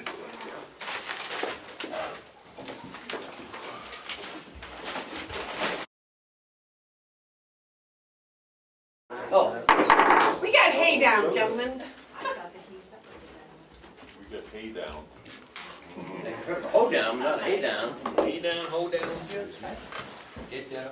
I think you're in the way there, No, we're not starting. We get hay down. So, about a month ago, we were talking about the IDNs and what good work they do and what we benefit from. And I ran into April, and I thought that would be good. She and I thought it would be good for the IDNs to come in front of the commissioners and inform the commissioners what they do for Carroll County. So there's April Allen, Nancy Frank, Oh, April. and Emily Benson, which you all know from the 7 thing. No, The 6th Community Health Improvement Plan? yeah, no. What else do you call it? C3P. Yeah, that's it. C3PH. Thank you. So they're here to talk about the IDNs, and I'm going to turn it over to them now. Thank you, and thank you all very much for allowing us to have some time. My name is Nancy Frank. I'm the CEO of the North Country Health Consortium and the director of our Region 7 IDN, and April Allen is our program manager. So I'm just going to go through some of this rather quickly, and happy to answer any questions. I know you're on an agenda that you want to keep, but our goal is to just give you a little bit of information about what the IDN is and the programs that we're doing and what's happening in Carroll County. I'm hoping, and I also apologize if you already know some of this general information about the IDNs and the whole district program, because I don't know how much you know, and you can just tell me to move on. Totally. No, you just tell me because I don't really know much. So basically what this is an 1115 waiver. It's a building capacity for transformation waiver that the state of New Hampshire has received from the federal government to look at how we can deliver services in a different way. And some people say it's basically paying for things that have already been going on but haven't been paid for. But really, it's a new way of doing business, and it's a new way of bringing together organizations and healthcare providers to really look at how to provide services differently and in a more comprehensive way for the residents. We are Region 7. The state received the waiver and determined that they would pull this off through 7 regions in the state. Region 7 is the North Country region, which is Coos County, Northern Grafton County, and Carroll County. And we have been brought together to really look at community partners and form different kinds of relationships among the people in the community that provide services, as well as families. And it's really a method of helping us to combat the opioid crisis that we're dealing with, as well as integrating primary care and behavioral health services so that individuals have more comprehensive care that is somewhat seamless between providers. So these are the goals that the state has put out there. I don't need to read them to you. It's really about providing better care, ultimately saving money because things are being delivered in more efficient and effective ways in our systems. And it's a 5-year waiver that the state has been granted. This is a waiver that is funded through incentive payments. It is not like a grant that the state has received for 5 years. We receive in our region funds based on how well we do with certain metrics that the state has laid out for us together with our regions and as well as the federal government. And the goal is that by the end of this waiver, 50% of our Medicaid payments are on some sort of alternative payment model. This particular project targets the Medicaid population, although we often talk about how it really benefits, of course, everybody, because we're putting systems in place that will benefit everybody, not just the Medicaid population. And I will add that, when I think about sort of the dual eligibles in our region, the Medicare and Medicaid population, many of those individuals we find in our nursing homes also benefit, their families benefit. So it's a very broad reach for this program, even though we focus a little bit on Medicaid beneficiaries because that's how the funding comes to us based on the number of Medicaid beneficiaries in our region. And I think you have all of these, so I can move on. This is a really also broad overview of the entire project. I just want to also say the goals that we just had up are the goals that the state has provided to us, but every IDN is approaching these goals a little bit differently. Different strategies, different ideas, different projects that really meet the needs of the communities. And that's kind of the beauty of this being called a demonstration project, because we are trying to demonstrate change and effectiveness, so we can change that as we go. If we try to put something in place and it's really not working, we can change it. And this gives you an idea of kind of the building blocks of this project. And the first layer is workforce development, and there's a lot. Oh, can sorry. we interrupt for Please. just a minute, Nancy? Yes. Nancy, do you want us to ask questions as you go along, or when you're finished your spiel? Whatever you think is easiest. If you have a question right now, because we're I on a would certain like to slide, ask that's you, fine. you just made the statement that the IDN delivery is going to be different in the 7 areas. For instance, how? I mean, an aged person is an aged person. Right, and that is right. And I think, so part of this project is looking at how, well, big focus of it, which is the arrow right in the middle of this, is integrating primary care and behavioral health services.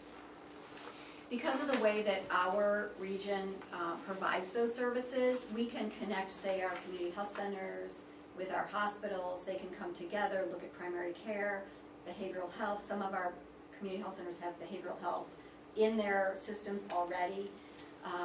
So we can bring our community partners together at a community level. With the exception of some of the hospital systems, it's a little bit more grassroots on the ground. Some of the regions in the state, for example, Concord and others that are dealing with or Dartmouth, that are dealing with much larger systems, have to approach it a little bit differently.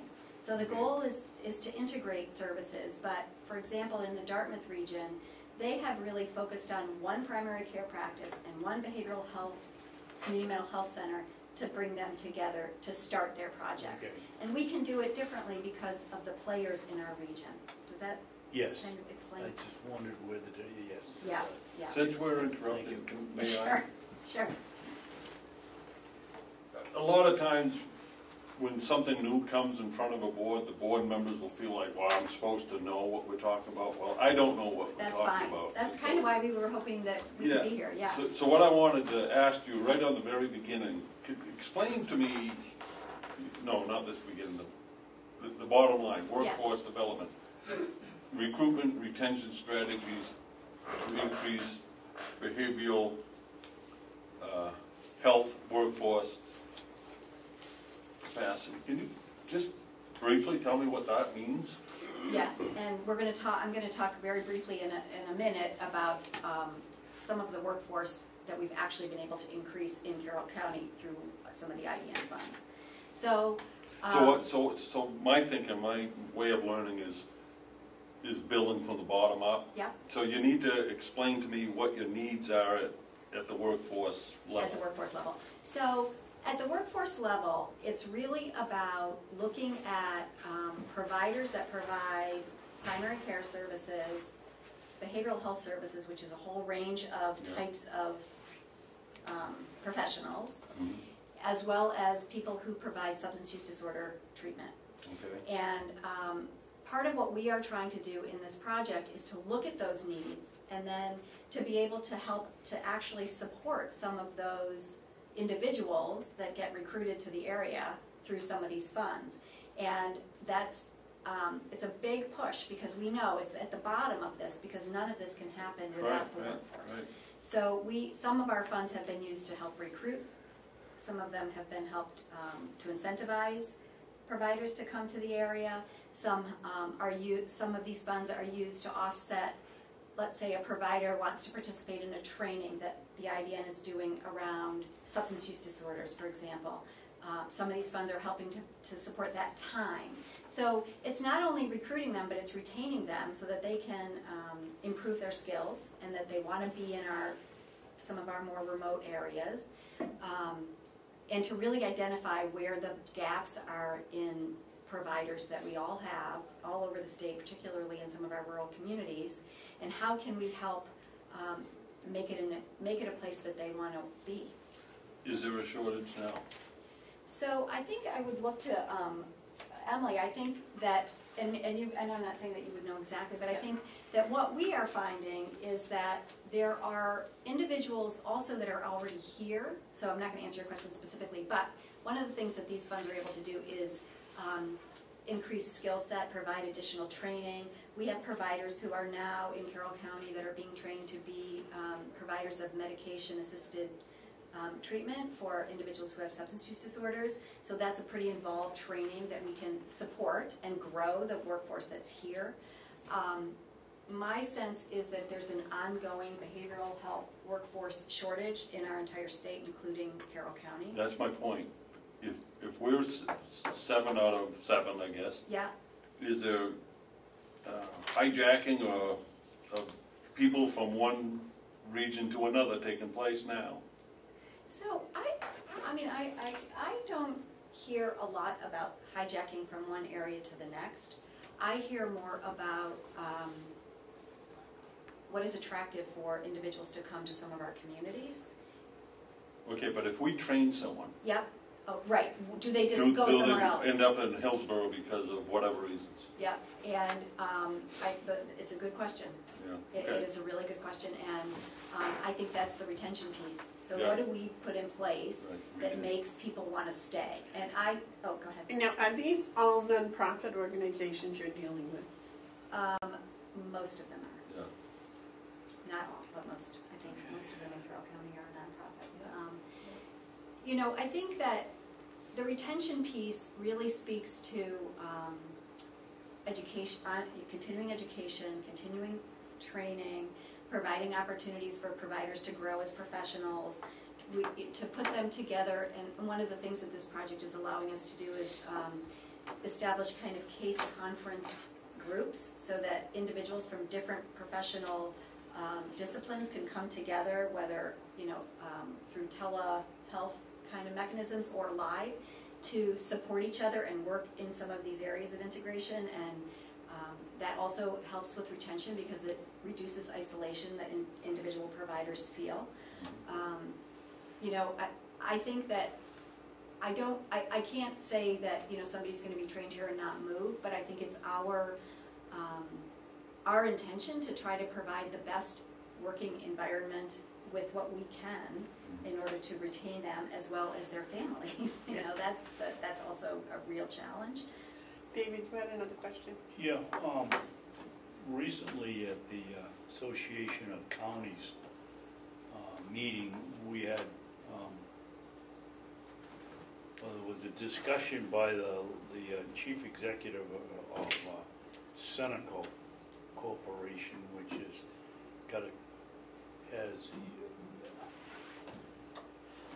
they've been hired in Maine and Massachusetts. Mm-hmm. Do you have any experience with them in integrating your care?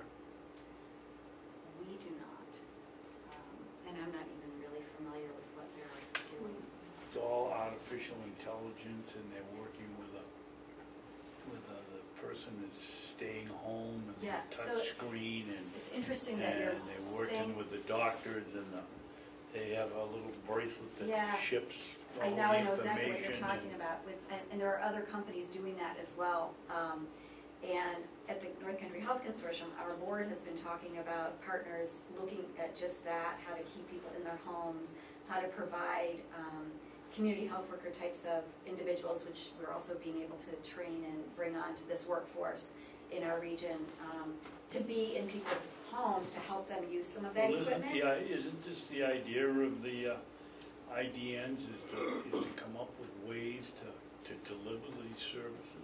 Well, I think that it is certainly part of building an infrastructure in a community that allows for that to happen, and to meet the needs of the population. Because it's true for individuals, whether they're elderly or not, if they have a chronic disease, for example, that you want to be able to keep at home to monitor things. And it can be very true for people with behavioral health issues as well, that can connect with somebody through their technology and not find themselves in an emergency room or always in a crisis. So it certainly fits into the goals of this work.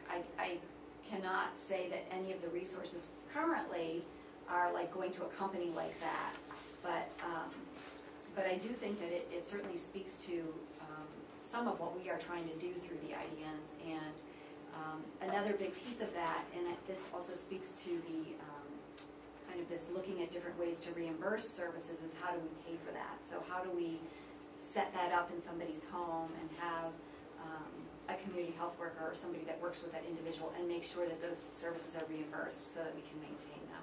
And that's a big part of moving toward alternative payment models and looking at different ways that services can be paid for through Medicaid. So I don't know if either of you want to add to that. One example I can share is the region has 4 peer recovery recovery organizations. Yeah. And actually, those agencies are starting to work together and talk. And one of the initiatives that they're looking at is remote telephone support services.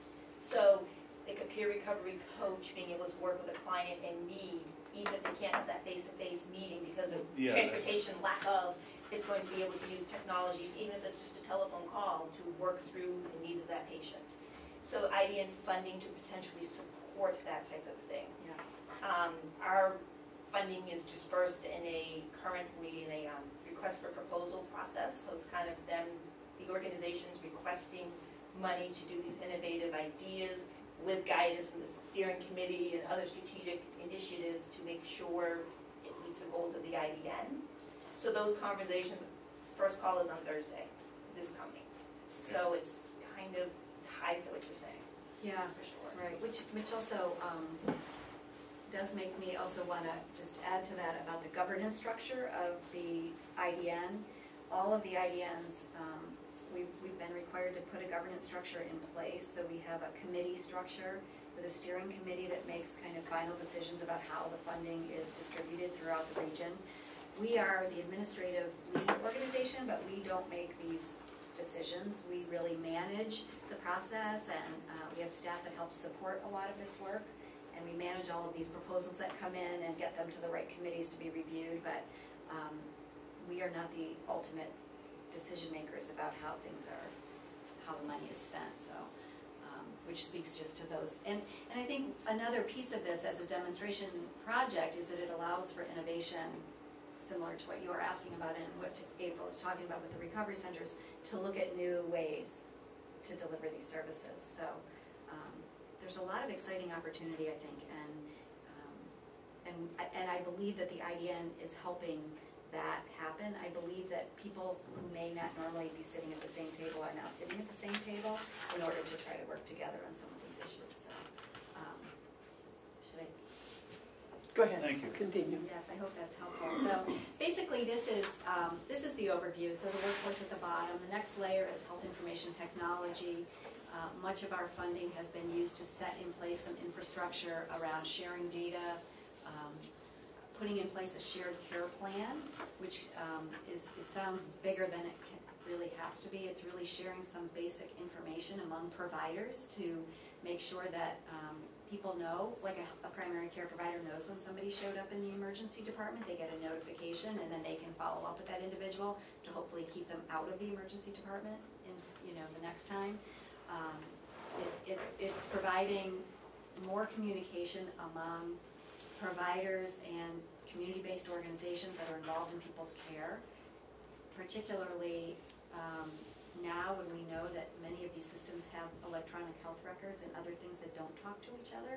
So we're trying to put an overlay of some way for communication to happen around patient care and client care. So you need to have cybersecurity and all the HIPAA stuff in place? We do. Is there any concern about, I know there's always concern about hacking and whatnot, but is there an over-concern that that's happening? Well, I don't think that, I personally don't have concerns about that somebody's hacking. I have more concerns about making sure that we have in place what we've been recommended to have in place around security. Mm-hmm. And we ensure that all of our partners have that in place. We have all kinds of agreements in place. They're required to do that at their end, based from their type of organization, as well as to share information through any of the IDN work. We have attorneys reviewing all those things. So you have safeguards in place? We do. For clients? We do. And we will not engage a partner if they do not. Okay. Yeah. So those are kind of the foundations. Those are the projects that the state has said, these are statewide initiatives looking at workforce development and infrastructure for health information technology. What is SUD treatment options? I'm sorry. I'm sorry. Oh, I don't know things. No, well, the acronyms are just they're horrible. So I apologize.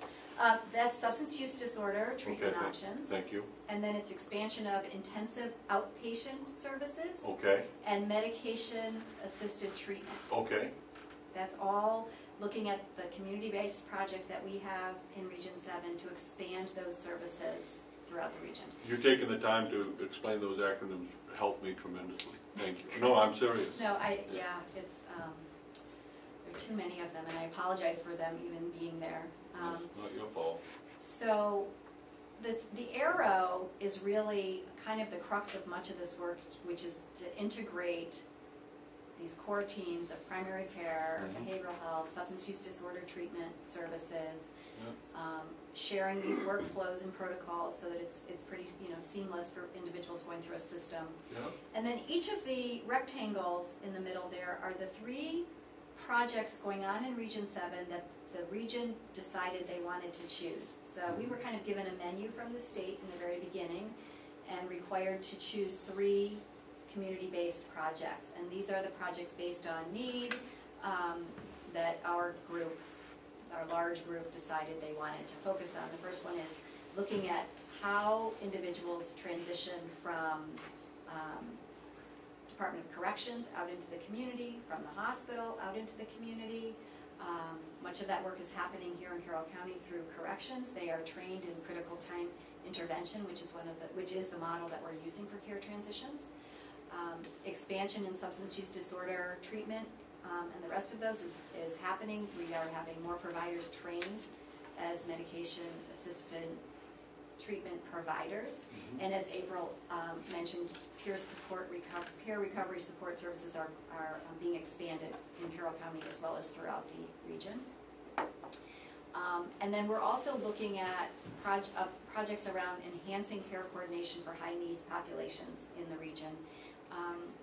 I really believe that much of this, all of this work really falls on the success of care coordination, because it's really about people not falling through the cracks and people getting the services and the care they really need outside of the walls of a provider office, which most of us don't spend our entire life in. And so how do we help enhance the rest of those things people need in their lives?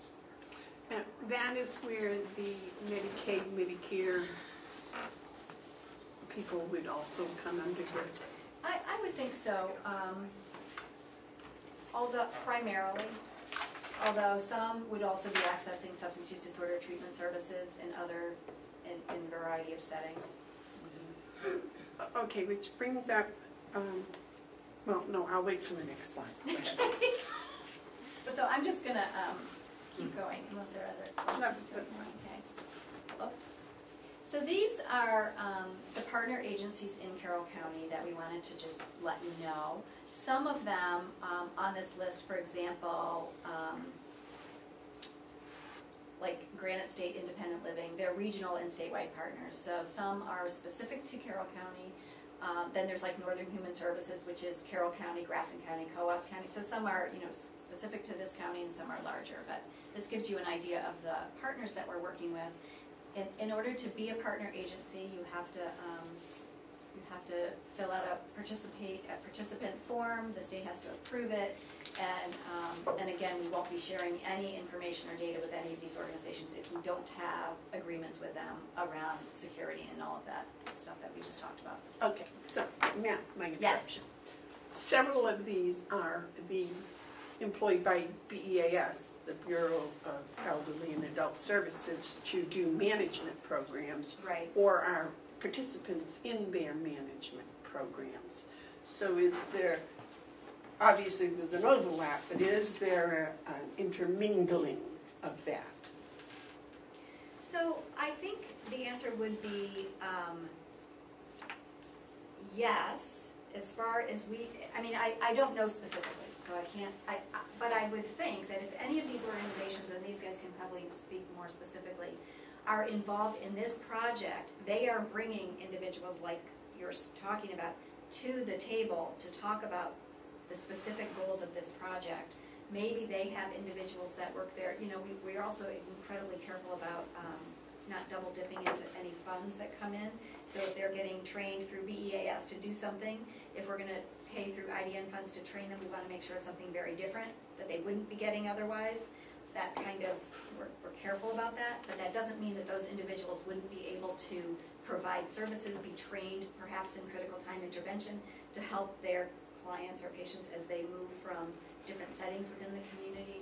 I don't know if you want to So the IDN doesn't actually provide the services, the IDN provides the training? That's correct. And brings these, these some players of these, together. some of these groups provide the services. That's correct. Okay, so Is it that's, fair? Yeah, I'm just I saying, mean, so the IDN is really sort of, it's the systems and the delivery, the method of delivery of trying to work with our existing organizations, better coordinating the delivery of those services. So, That's good. does that make, yeah, I think, That's for right. example, when you have, as Nancy's just talked about, the case management, case coordination, that IDN, you don't have IDN employees doing those case management positions, but that Memorial Hospital or, staff at Whitehorse, that everybody's able to talk about that particular client who came in through, it's basically assuring that any way folks are in need of support services, whatever door they open in their community, Yeah.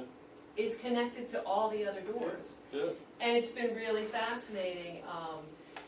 I mean, the state basically looking at these two, the overall state projects of the health information technology and the workforce, and then allowing all the individual IDN regions to choose those projects that resonate most for them and their regions, and recognizing that we have people who leave Carroll County. We are a very transitional area, and you have somebody drive up to Littleton and have a car crash on the way. We used this example before, that there would be a sort of ping in the system that their primary care provider would know that all of a sudden, they're in the emergency room, they have a substance use disorder, and the woman finds out that she's pregnant. So, sort of trips up the system, and not trips up the system. but I understand, well, because BEAS is a big budget item for us, so that's Yeah. why Yeah. BEAS is of a concern. Right. And how this interacts with that is my Yeah. question. And I think, all of that, brings people together that are providing services, and through the IDN can also can help enhance their skills through training. Right here in our region, which Right. is so Right, valuable. we bring, So that's it's our. training, because we do have a shortage of those trained people, so I Right. understand. Right, And to be able to train our folks right here yeah. it's been a really big benefit. We just had, mental health first aid training for providers wherever they're sitting in organizations. Very good, all right, thank you very much. Yes, sir. All right, so I think I'm having a aha moment with the lights kind of come on. Yeah. And so before I grab that, let me just say it out and see if I'm on the right page. Okay. If Jason Henry has someone that is in his jail, he has all the information about that person. But if that person needs more care, it's shared with whatever is needed by that particular client after whatever. In other words, you're not ever alone if you're a client.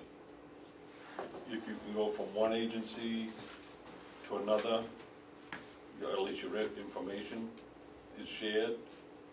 Is that something like what we're talking about here?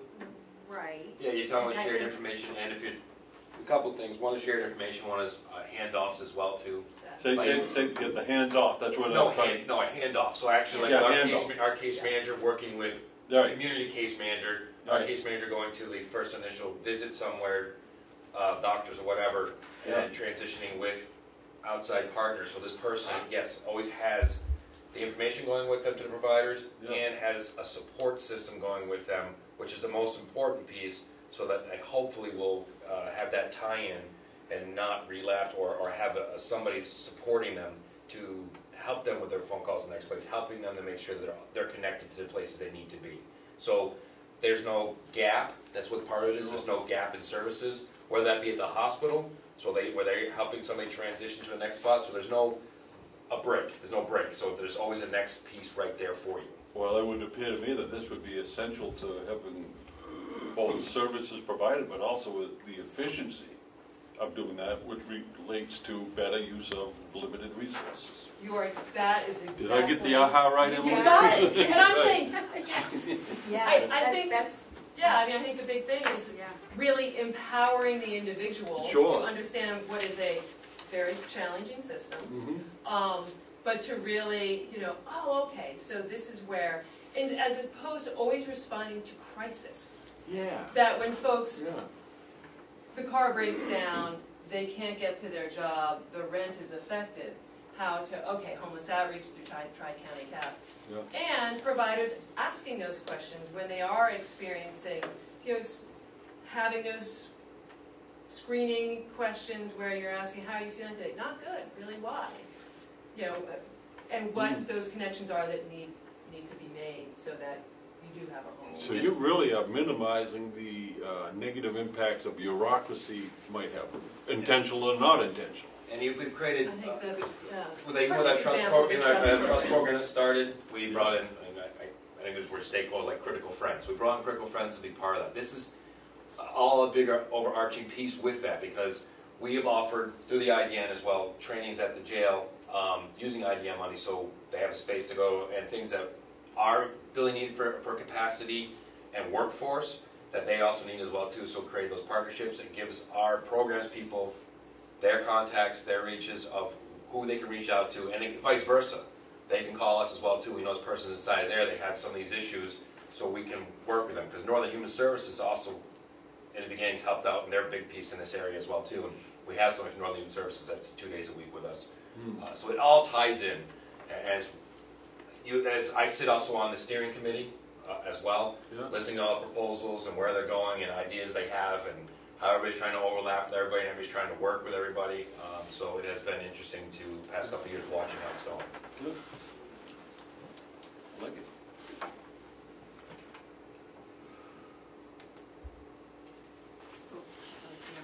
The chair is. So we just wanted to give you a sense of kind of what we're looking at, although I will again say that, I really believe this benefits everybody, larger population, not just Medicaid beneficiaries, but because it's a waiver through the federal Medicaid program, we have to look at our Medicaid numbers. And on the left, we wanted to show you our full IDN, because this also impacts the amount of money that we receive. The 18,951 is total attributed patients that we have in our entire IDN who are on Medicaid, and as you can see, 42% of them are in Carroll County. And then on the right, we tried to break it down a little bit just by Carroll County, showing you the towns here and the percentage of individuals in those towns who are enrolled in Medicaid. And you might look at this and say, well, there's like all these different dates, and it's true because Medicaid enrollment changes all the time. We only get population data every so many years. So this is kind of our best with what we have in terms of numbers right now, just to give you an idea of how this is being played out by county. So if I could just do some math here for a second. I'm this guy. So basically, you've got 8 divided by 40. You've got 17% of the population of Carroll County receives services. Is have enrolled in Medicaid. Yep. 1/6 of the population. They're enrolled in Medicaid. They're receiving services. As far as, well, yes. I mean, am I reading this wrong, or is that just information that isn't needed? We're talking about IDN, right? We're talking about your attributed patients. Yep. For Carroll County, about 8,000. Yep. Population of Carroll County is 47,000. Right, which is right here. So you have to explain to me what attributed patients mean. So what that is, and that's what it is. It matches that over here, 8,000. Again, these dates are a little bit different because like one is April, one is May, because people go in and out of Medicaid all the time. And that's why I say that the dates are different and the numbers aren't exact. But it's an approximate number. The attributed patients on the left is about 8,000, just like in that column, that has 8,000 at the bottom on the Yeah, right. yeah, So yeah. you're right that the one on the left, we didn't need to show you, but we wanted to show you the overall region, which includes other counties. Okay, That's so all. I looked at the left and came to the same thing on the right. So I got to understand what that 17% means as So far as the IDN. That's the. What I do know now is 17% of Carroll County it receives Medicaid. Right, correct, That's significant. I never knew it was yes, that high. right. Yep.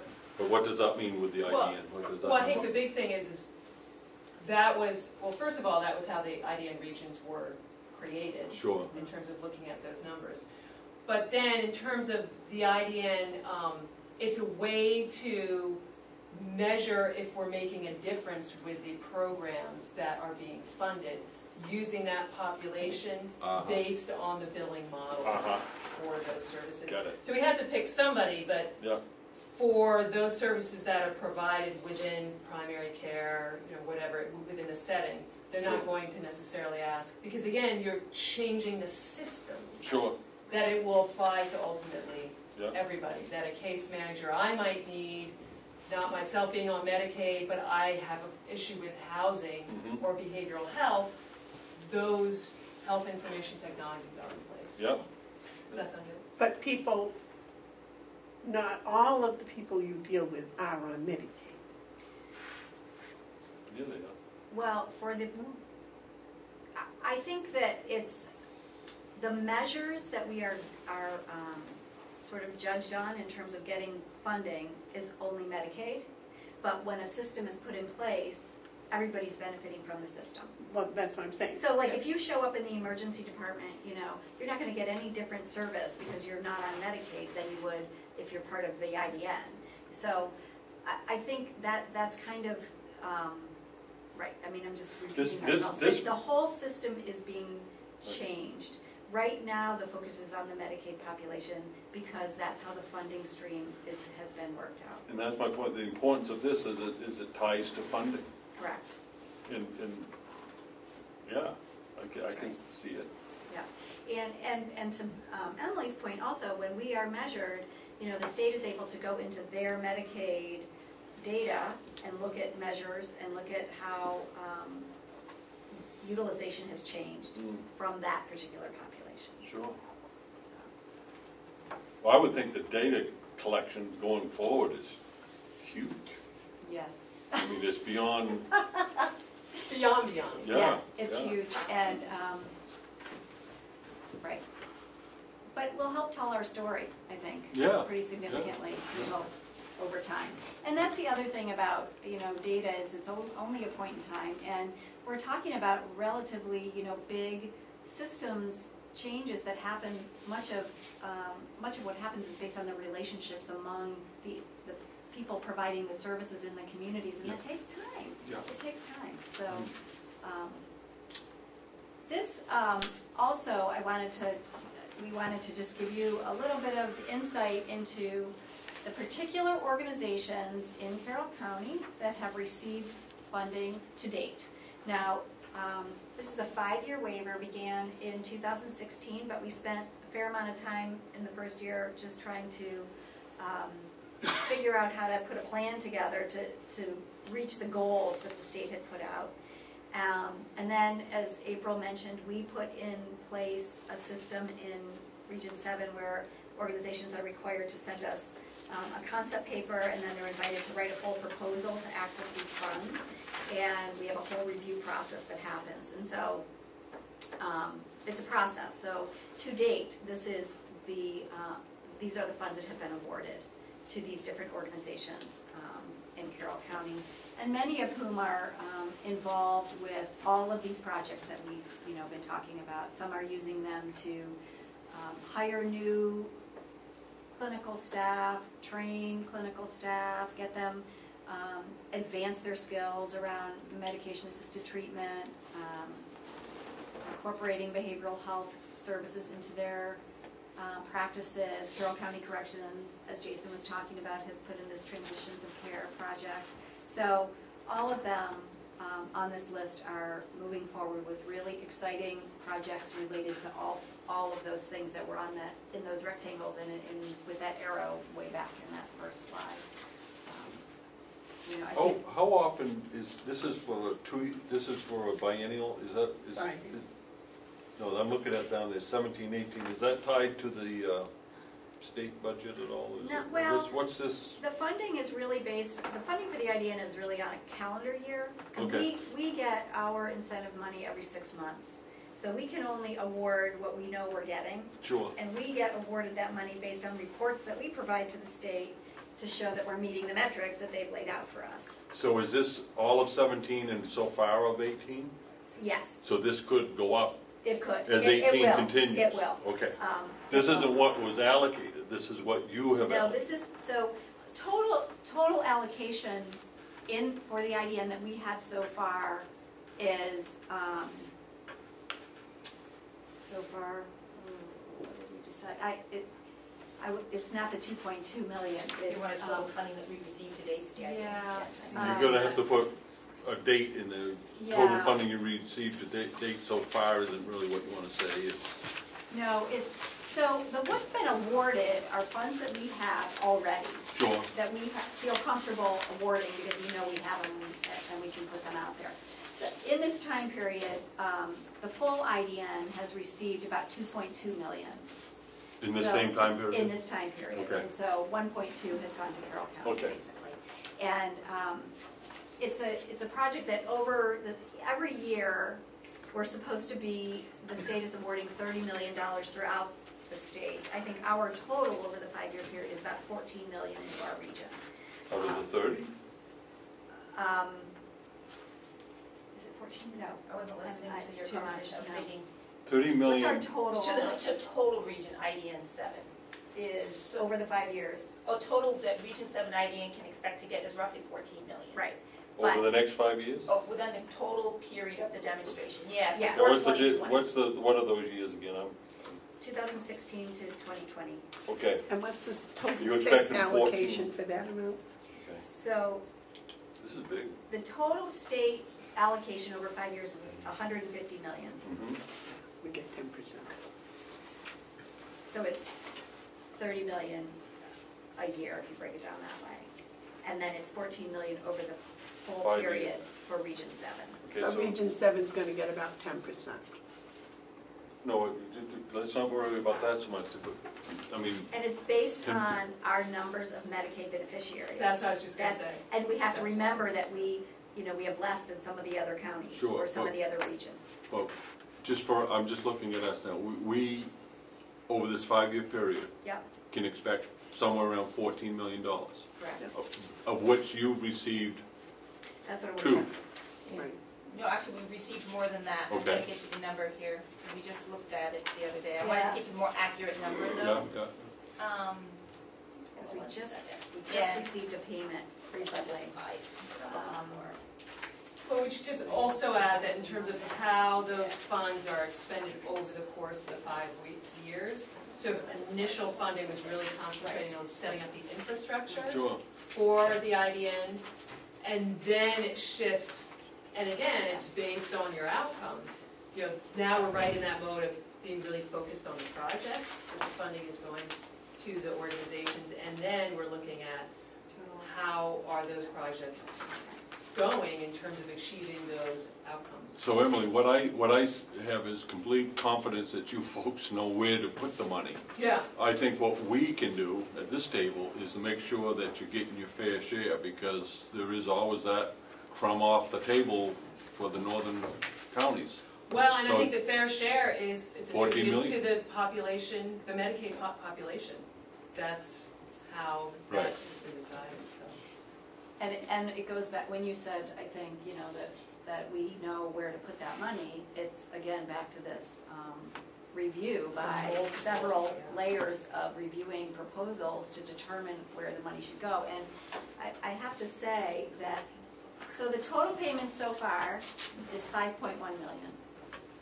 Out of the, So far to date, Region 7 has received 5.1 million. out of 14 that you can anticipate. over the and- 5-year period. And that has been over a 2.5-year period, you've gotten a third. Right. So you've gotten you've gotten a third, even though half the time, they owe you money. I'm kidding. So the problem with telling you that number even is that the way that this is set up is that we're always being we're being funded based on what we did for the previous 6 months. Yeah. And we can't always predict what's coming. So, you know, you're right, but I don't think that it would play out that way if we actually looked at the dates and the funding that came in for each of those. In these 18-month period, you're averaging about $70,000 a month. We can anticipate, technically, because it's a performance project, Yeah. the first 18 to 24 months, the state has given levity in allowing us to build systems, Yeah. and we are in a pay-for reporting period. So because of that, we kind of knew where our payments would be based on just knowing good relationship building and getting infrastructure in place. Yeah. Moving into 2019, we shift to 100% pay for performance. And what that means is there is a significant amount of deliverables to be met, and if the agencies don't meet those deliverables, we don't get that funding associated with that deliverable. So the remaining 2019 and 2020 funding is totally a question mark and unknown. It really Sure. depends on work of the partners. Right. Having said that, when we've done our budget figures and things in the region, we anticipate roughly 1.3 million every 6 months coming to the region. Now that is pending full performance of our partners, no state cuts, and then now this county funding question that's come into play will also, they have to figure that out as they look at the funding formulas. Sure. But as we looked at our 5-year game plan, that's how we made our plan. So what you've got is infrastructure in place to really now deliver to Yes. those in need. And so literally this last 6 months we're in right now, between July and December, it's kind of our last window to say all systems go. January of 2019, the go button is really, we've been going all along, but now it is, they're measuring hardcore. You're shifting into high gear. Exactly. Right. Nice. Congratulations. We just have to keep it going. You will. That's the challenge. Sorry for taking up all the time, but No, I I'm don't quite want as to excited take about up too what much I'm of hearing. your time. And this is just back to, we've already talked about much of this, the impact on the full Carroll County population, enhancing the workforce, doing lots of training. We estimate that over 150 individuals have been able to take advantage of free training opportunities that the IDM has been able to provide in the area so far. And then this new way of looking at relationships and collaborations, and we've spoken to some of that. There's a collaboration right now going on between Memorial Hospital, the Visiting Nurse Home Care and Hospice, Children Unlimited, and Saco River Medical Group, looking at how to coordinate their services and to collaborate and be able to communicate differently.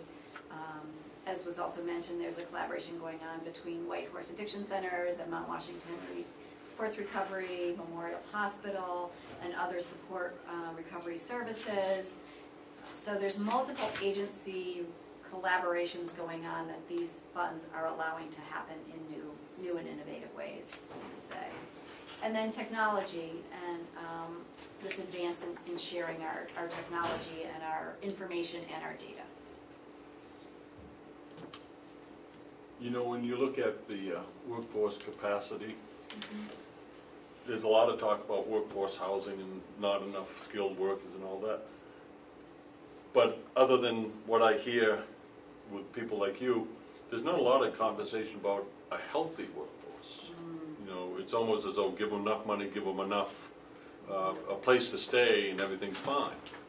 And I think, it's very good that when you consider workforce capacity, that you're talking about healthy workforce capacity. It isn't just to fill jobs, it's those people who are filling the jobs are feeling well.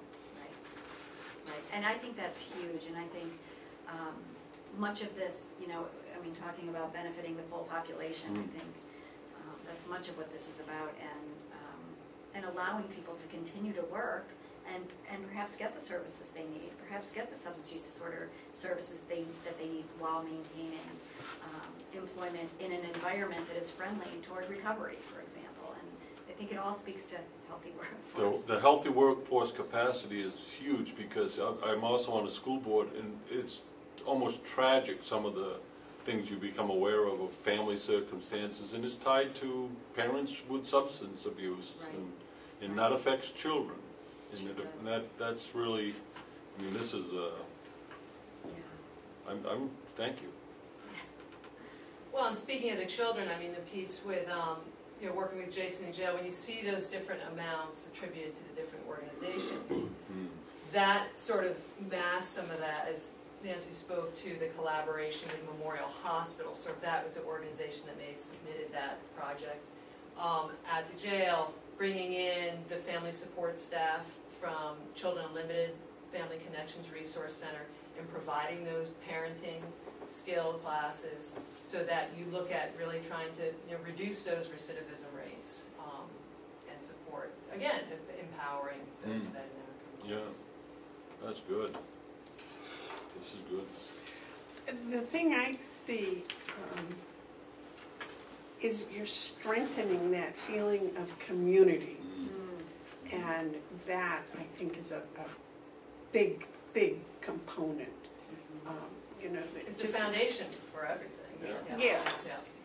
Yeah. And the community, I've read a lot of research, and it says that the sense of community is a direct relationship to the health of the community.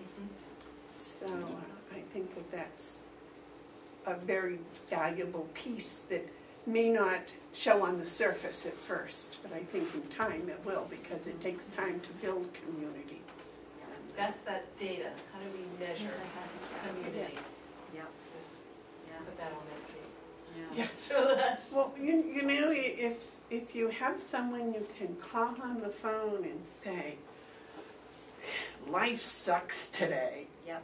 it's a whole lot different than sitting in the corner looking at a blank wall and just saying, life sucks today. It really sucks today. You know, Absolutely. it's just that little phone call can break it. And, Yeah. It's but you've really- got to have someone you can reach. Yeah. It's true. It's true. I think the whole process, a little long and drawn out, and at first, when I first was aware of it, it was like, my God, you're putting plans together out of whole space, out of just air, with no real support underneath. And the support has come through, and I think you've done a remarkable job, the whole IDN process. That's what we're trying to build. Yeah, you know, I was saying to April earlier that I went back and looked at some of the original slides that we were shown from the state, you know, that they had this vision of this thing, and, you know, and some of it's actually happening, and who would have ever imagined 2 years ago, because it was like, it was too hard to think about, but piece by piece, I think, and it's a work in progress, you know. I mean, I don't think we're here to say this is all, everything's perfect and it's all done, but we're moving in a direction that we feel like is positive, I think. Progress, not perfection. Yeah, thank you. we have an awesome budget. I mean, really. Yeah, I'm writing that down. Progress, not perfection. Yeah, because, you know, we're doing the best we can with what we have.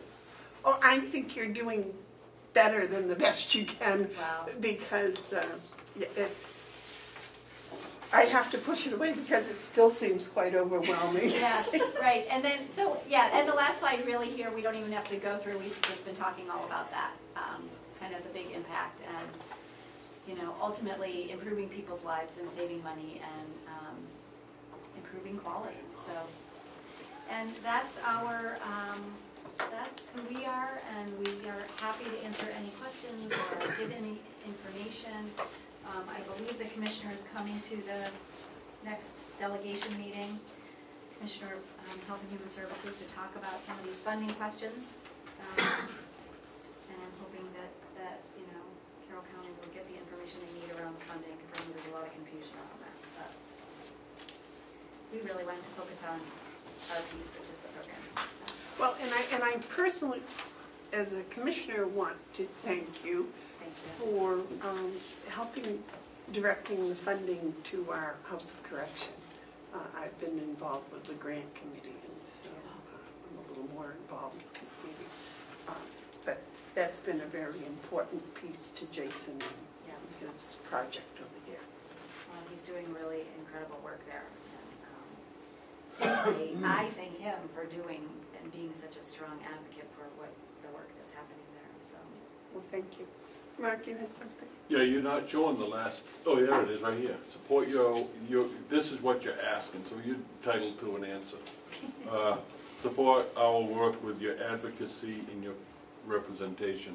You have empowered me, and I believe all of us, but I'm only going to speak for me because, you know, they can speak for themselves, but you have empowered whoever's paying attention to be an advocate. It would have been hard for me to leave here as an advocate without the information you gave me today, so I thank you for that. And just let you know, I'm with you. Support Carroll County residents with referrals and information. Yeah, I will. And the other is give us feedback, improvements. Well, I thank you for that, but I guess my feedback right now is I'm extremely impressed with the three of you and what you're doing, and the agencies that you're working with. And before you'll find anyone in our position really advocating for what you're doing, you're going to have that relationship, and I'm very comfortable and actually quite honored to be able to support you in this vital work. Thank you. Thank you so much. Great. Do you have any questions for us? I guess I would just say if, I guess put it back on you, if anything arises to, you have, Nancy and April's information. Our continuing care facilitator, Catalina Kirsch, has been very involved in certainly some of the real on-the-grounds of the collaboration that we were speaking to, the King Memorial and Saco River Medical Group. Jennifer Selfridge, our Prevention Resource Coordinator, really being out among community members, our different work groups. We always try to, why we might not say specifically this is an IDN program, it's always sort of hovering in the background of all of our work, not just hovering, it's embedded in the work that our organizations are doing. So we're always trying to help people better understand what is a very complicated project. And the fascinating thing is things evolve over time. Players are shifting, different crises rise in different ways. For example, just working with Whitehorse and trying to identify childcare for folks who are going through treatment and recovery programs. So there's, another challenge in how we can help address that. So. Madam Chairman. Thank you. Yes, sir. With shifting personnel and people coming and going, I've heard that you're doing some changes. Can you just? I know, I certainly didn't say that. We have put the job description out to the community for the Public Health Advisory Council Coordinator position, which I hold. That position, we're reviewing applications right now. I will send you all the new email address that right now is coming to me. It's just fac@c3ph, so it doesn't tie it to a name. We have our staff who is monitoring all the emails and everything that are coming in, so that as things move forward and we transition to that new person, that they'll be up to speed. The good news is we're getting a lot of interest from folks who are in Carroll County right now. That's sort of the biggest concern, because that will be able to make the onboarding process really quick. They have those trusted community relationships among folks. So we anticipate, just as we had a gap with our continuum of care facilitator, the unique thing about Carroll County Coalition for Public Health is the services, scopes of services that we are mandated to provide under the Public Health Network contract from the state, they all sit within C3PH, So we are always communicating. You know, Jeff might come here and present, talking about emergency preparedness, and then in my mind, I'm thinking about elderly in their homes. You know, so we're connecting our work, so people are aware of the connections I have and the relationships I have. And I have a 5-page transition document crafted. Here you go. And I'm around, so I'm sure that I might be back here Hope so. with another hat on. I know we'll interact, Mark. But I hope so. Thanks. You all Never are doing, fear. You all are doing great for us. Thank you. Thank you very Thank much you for so coming. much Thank you for very your much time for coming today. in. Oh, is it going to take 5 minutes to take it Yeah. all down? Yes, Okay, so we'll have another 5-minute recess.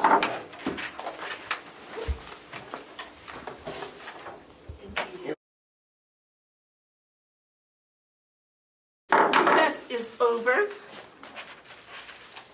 All set, John? So, we'll go back to the Head Start lease. Yep. And that was tabled. Would you read that, please? Make a motion, take it off the table. Second. Okay, motion's made and seconded to take it off the table. Would you please read the motion back, Cheryl? Sure, let me find it.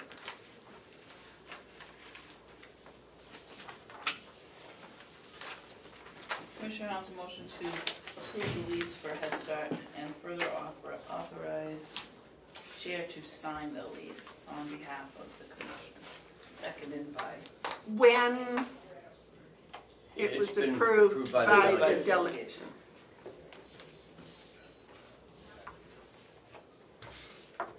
Wouldn't that be after it's approved? Yeah, after it's approved, not when it's approved. Okay, after it's approved.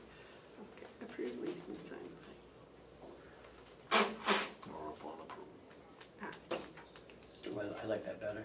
yeah. Upon approval. Upon, Upon approval, yeah. upon. Delegation approval. Okay. Is there any discussion? Okay, if there's no discussion, all those in favor say aye. Aye. Aye. Those opposed? Okay, motion's passed.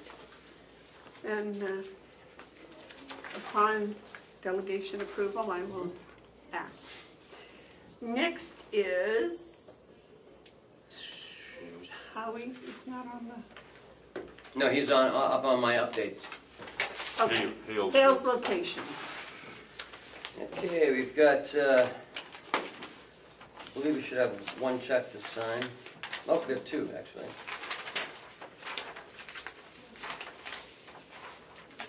One is for the Conway School District, with their payment. And I just want to make a point that there's been discussion of children and what grades they're in and blah, blah, blah. The twins are in 11th grade this year, so they're going to be in 12th grade next year. So we still have one more year. We thought we were out next year. I'll let the superintendent make the motion.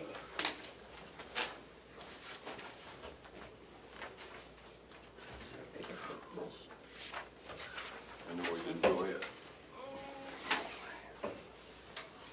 I'll make a motion to have you sign the check to the Conway School District for the two students at Hales location.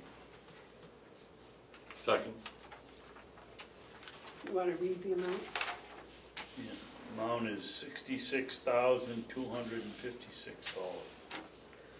Okay, motion's been made and seconded to sign the check for the Conway School District for $66,256. All those in favor say aye. Aye.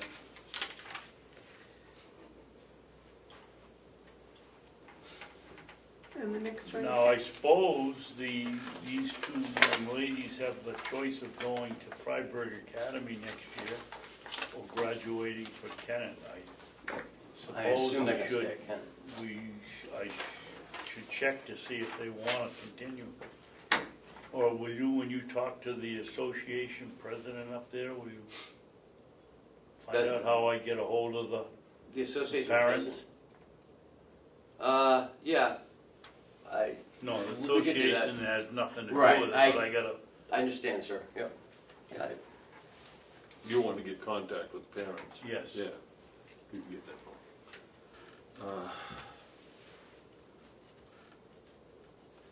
I think that's tied to the school too, Yes, Mr. it is. Superintendent. I'll gladly sign this one, it's reasonable. Make a motion that we pay Waystack and Frizzell for their legal counsel on the tuition agreement of Hale's location and Private Academy. You second that? Okay, I'll second that. Is there any discussion? Yeah, I'm going to vote present, abstain, because I've kept myself out of all of this so far, and I want to be consistent. Any other discussion? All those in favor of the motion to pay Waystack and Frizzell $375, say aye. Aye. Aye. And you're abstaining, correct? Yeah, record mine as an abstention, please. All right, so motion passes. State the reason, if you would, in the minutes. Conflict. Thank you. That's it for the yellow folder. Yellow folder, and more. Okay, administrator updates.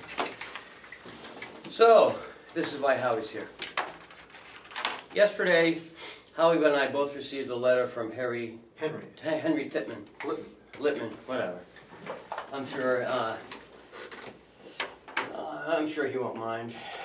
People end up butchering my last name all the time. So well, let me back up.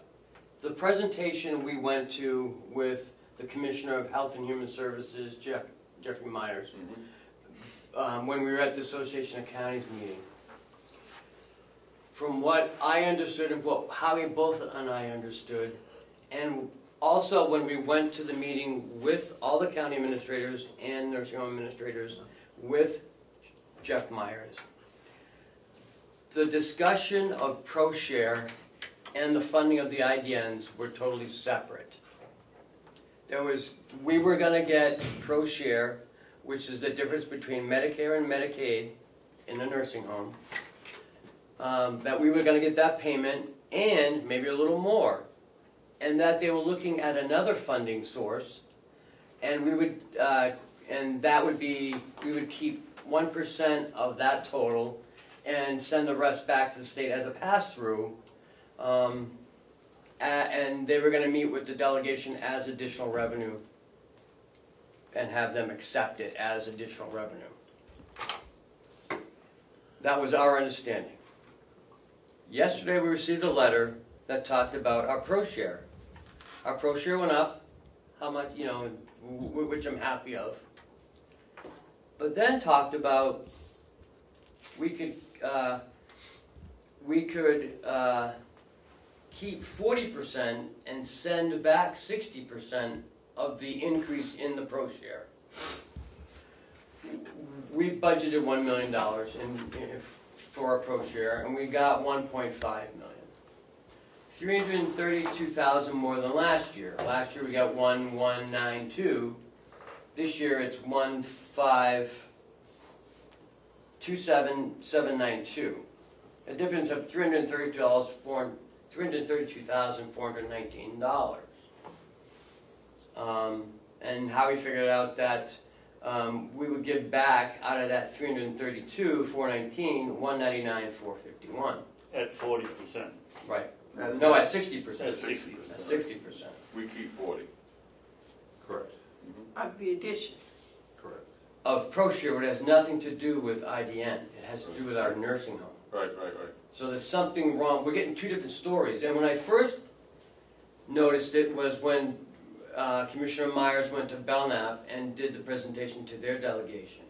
He was talking about the ProShare, and I'm like, wait a minute, because I was watching it on, there's access, like our meetings, there's access to their meetings. So I was watching it, and he starts talking about giving back ProShare, and I'm like, wait a minute, they said, ProShare is our money. I mean, that's what we get from our nursing home. Right. So that's when I was tipped off, and I told Howie this, and he's like, huh, that's different. They were talking about a whole new funding source. It's never been discussed in Right. these terms. As far as I know, they assured us the ProShare would be available to us for the next 3 years. And it would go up a little. Yeah, and it did. Went up 300,000. Great, thank you. So, did you have anything to add, Howie, to that? The one thing that I'd remind everybody is, one thing that hasn't changed is the one line in the letter we got, is that under federal law, all the funds transferred to the counties are without condition. So what we have is a recommendation from the state, not a requirement. Then we're not going to do it. It is completely your discretion to what to do. What does the state want to do with this money we return to them? They'd like it to go to the IDNs. So they're not going to fund the IDNs? We don't know. No, Because it's not nearly enough money to fund them for here. Well, that's what I'm thinking. It's way short this of is- what it should be. I think probably you need some more clarification. No, what you need to know is recognize what we got here. This is the old classic bait and switch. We were told one thing, and this is totally different, and it's about 300,000. How many thousand? 332,000. Yeah, but how much do they want from us? About 200,000. This is a $200,000 bait and switch. There is no way that they can put, I don't care if they're going to build bridges or if they're going to build an airport. I don't care what the state plans to do with the money. It's our money. And, you know, they may say, well, we're going to give it to IDN. We don't want you to give it to IDN. We want it to stay where it's supposed to stay. And, you know, don't come and do that to us. That's not acceptable. If we don't have the, if we're not required to send this back, I sure as heck don't want to send it back. And under the impression that both Or Howie, not send it back, or send it, you know. If what you said, they want 60% of this back? Originally, That's the original. $900,000. Well, no, No. Of he's the clear increase. of the increase. What's taken us by surprise is we assumed, as Ken said, that ProShare would stay ProShare and IDN funding monies would be separate. Apparently, they've combined the two. Now, there is a way of looking at this potentially that this is better than what we might have expected. We don't know where the 60-40 split was because originally it was 99-1%. It was hardly worth it. So now so they're only talking about the 332,000. Correct. So that's the 60-40. Correct. right. So okay. So We'll what come we're out- actually is we're going to come out $132,000 ahead. Okay. All right. That makes more sense because I was there when he was talking about 1%, 99%, and we would give it back. But it wasn't about the ProShare. Nothing to do with ProShare. I'm trying to rack my brain as to what it was, what the title was that they were putting on that. They were recalculating, if I remember, how they billed Medicaid. Not ProShare, Medicaid. But there was discussion what the difference was between Medicaid and Medicare, that gray area in between the two. But he said, you will continue to get ProShare. That's your money. And he says, and without the nursing home, without the county, they wouldn't even get this. The state is not entitled to ProShare. Right, so no, we're not going to give you any of the money. And so it's Coos, Carroll, and half of Grafton. So how do they expect to fund it for $600,000? That's not. If that. We have to assume there's more to the story, but this is all we know as of yesterday. Well, it's changing again. Yeah. Wait, did we get the ProShare money? Not yet. It's always on the 30th. June Okay. 30th. And so they want us to send them money. Where does the ProShare money come from? What department? Where's it? How's it get to us? Health and Human Services. Health and Human Okay, so Health and Human Services sending the money. Yep. and then they're saying, oh, would you mind sending us back some of it? Yeah, I do mind. So, that's not how it's supposed to work. Okay, but I think the counties agreed to this somehow. No. This county didn't. No, and before we start, that's what I was talking to April and Nancy about. They were under the impression, the same thing Howie and I were, that it was different funding, had nothing to do with ProShare. And then I said, and I just told them, I said, if that's the case, don't expect anything from, Carroll County. Because you're right, it was Medicaid funding. Right. Right. And ProShare isn't Medicaid funding. Well, It's, that I don't know. well, it's the difference between Medicare and Right, so Medicaid. So, Medicaid enters into the formula, but it isn't Medicaid funding. Right. The funding source is not Medicaid. It's essentially a federal match for CMS. funds that are provided in kind by counties to Meant to for provide care. us, Correct. not meant for Concord. And they're very clear about that. They're not arguing that point at all, and that's right in the letter, that there is no conditions. So this is an appeal, not a requirement. We got a lot of appeals from a lot of people that need things in this county. They have a general court that they can make an appeal to. David? Ken, my recollection, we've never been asked to send any money back from ProShare as long as I've been on there. And the 1% that he talked about was strictly voluntary, because No, it's 99%. 99%. Because we discussed whether the delegation would go along with sending 1% back, and that was the discussion, and Are they asking other counties? I'm sorry, David. this is our money, and I hope we all agree to keep it, and not send it back. Unless there's something that's hidden here that we haven't heard about. Now, I have another question. If we have the ProShare money, can the commissioners accept that money and deposit it? Or does that have to be accepted by the delegation? We budget $1 million from ProShare as coming to the county. We've always gotten more. Last year we got 1.12.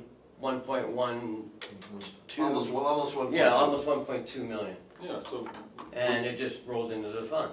Which is So appropriate. the delegation doesn't have to accept that money? No. It's not a grant. No. No, okay. But if we send money back, the delegation has to approve sending it back. Yes. That is the presumption. All right, now I believe somebody approached the delegation about some agreement several months ago, whether I thought it was the Association of Counties. I don't know anything about No. what, the delegation can't do it without the commissioners. Right. It being sending money back, it's. Something's not right. No, Something isn't right at all I right. think before we Exactly discuss right. it anymore, we don't have the check, so I mean, it's not something we have to do today. I think that we should ask Ken to, or Howie to, find out from somebody a little more on where the money's coming from originally and what the rationale is behind asking us to donate some of it back to an IDN. That's what they're asking us to do, really, is to donate it to the IDN. Yes, Mark? So I wouldn't do it that way. I would say, we got your letter and we are not inclined, we're not going to send you back the money. I put it out like that. It sounds to me like they're on a fishing expedition. If they can put these letters out and get positive return, it gives them an indication of a course that they might be able to take without resistance. So you got to offer up resistance at this point. They send us a letter asking for 60% of the money back. I think we just have to say we have received your request and we have declined it. And I think it needs to be that way. And if they have more to say, they'll offer it. This came from DHHS. Yeah, Mr. Lippman. So,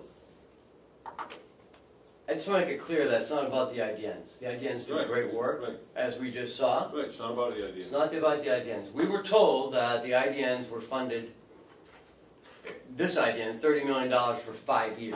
Yeah. So now, I don't, and I bet, since the first meeting, I've never understood. No, what this- 150 million for 5 years, 30 million per year.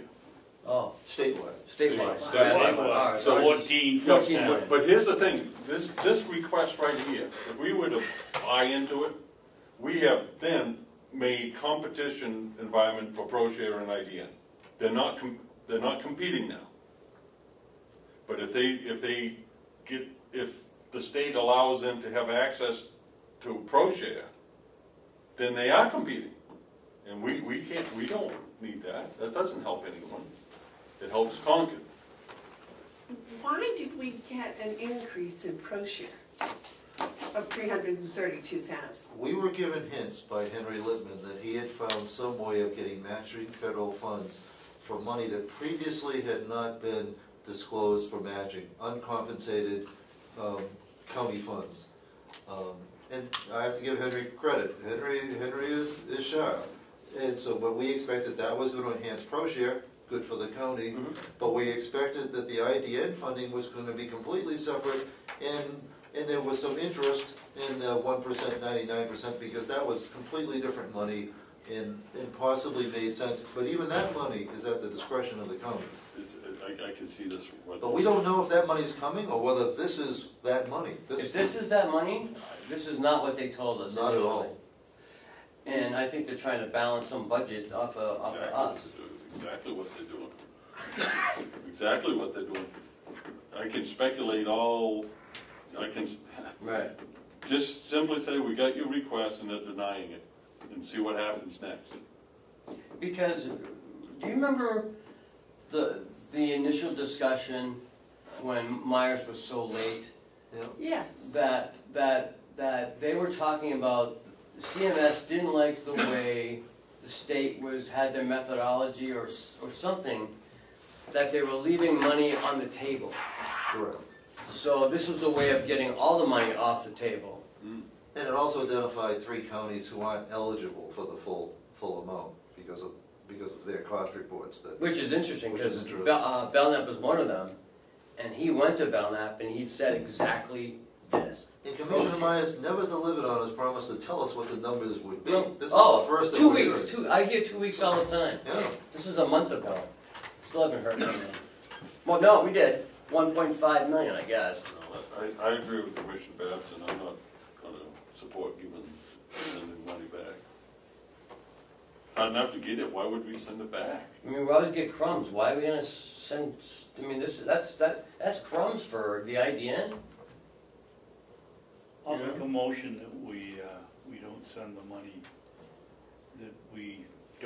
the money, back unless, well, I don't mind sending 1% back, but that's it. I mean, that's what they came to present. No. I don't know whether you want that in a motion or not. Can I suggest that? 99%. Can I It was suggest something? 99% they wanted us to send back. Due to unclarity on many points, we are denying your request that we send any back to you at this time. And that invites them to come back with some sort of rationale, maybe something like that, David. Let's take the word deny out and come to a general word. Okay. No action at this time. Until further, We don't have enough information to be able to grant your request. Yes. I'll go along with that, that's true. Can I? Yeah, go ahead.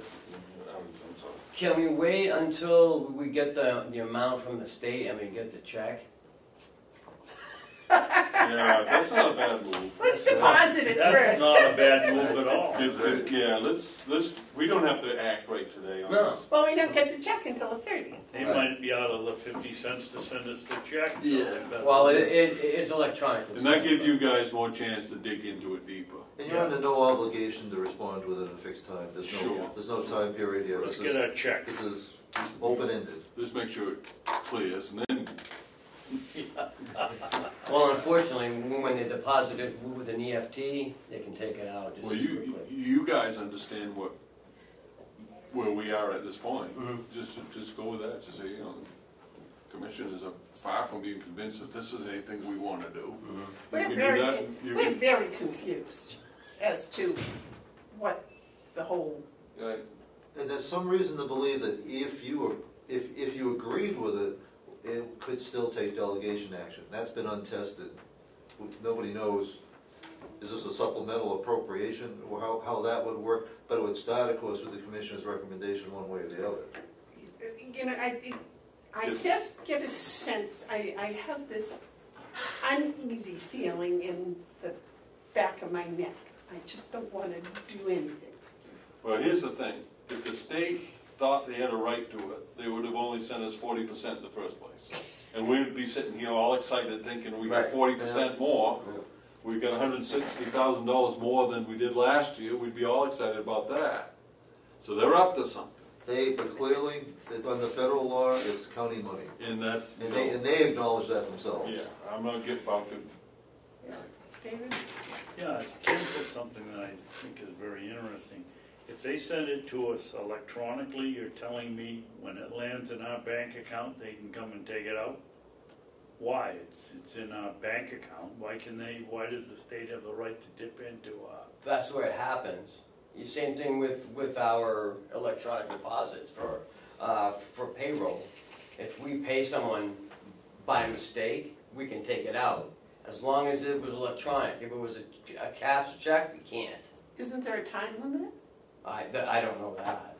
No. Well, when does it become our money? It totally is our money, Well, if Because they they can told take it us out, that- it isn't, as far as I'm concerned. but they can't take it out because it's not their money, it's the county money. Do we have more than one account? Checking account? Let's put it in the account where they can't take it. Yeah, let me, just answer that, do we have Yes. more? Okay, is there any way, are we permitted to take that money that's deposited in one account and immediately transfer to one that they wouldn't have access to? We have a transfer guy. It comes through the nursing home. Yeah. The nursing home comes into the general fund. All right, so when it comes to the nursing home, can we, they won't be able to go into our general No. fund? No, So- they, So just as soon as you get it, put it in the general fund. but they can hover over the nursing home until there's that amount in the nursing home account. Yeah, I don't think that, they're not gonna do that. They can't because it's not their money to begin with. Well, they're not gonna do that. I don't think they're gonna take it. No. They sure as heck not gonna do that I- in election year. No. Let's see, our next meeting is the 27th, Yep. and then the 4th, is that right? Oh, Yes. No. We don't have a meeting on the 4th. Well, probably not, but I do want to bring that up. So, the 11th, We're- July 11th. Well, Maybe, yeah. maybe we should, Never mind. No, July 4th is a holiday. so maybe we should discuss this on July 11th. Okay, we'll have spent the money by then. Well, you'll have more information. Yeah. Well, yeah, but you won't have spent it all. I don't know. Well, instead of drawing that tan, we're going to use this one. Well, then we might. Okay. Howie, thank you for your help.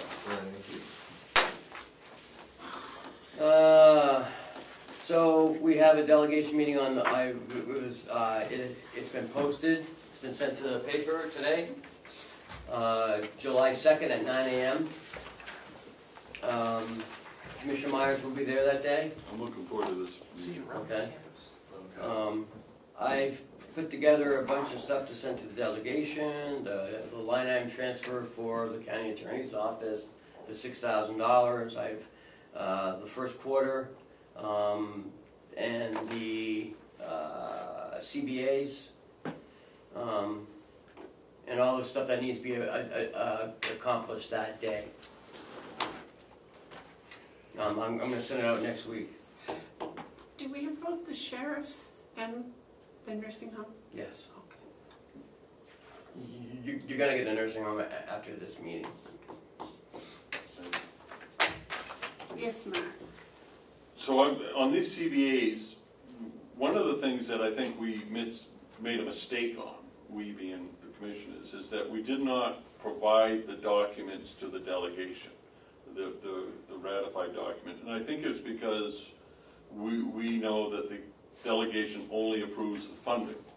But it's very hard for them to approve the funding if they don't know the terms and conditions. So I don't think we are breaking any law. I'm quite certain that we're not. Once we take action as a commissioners,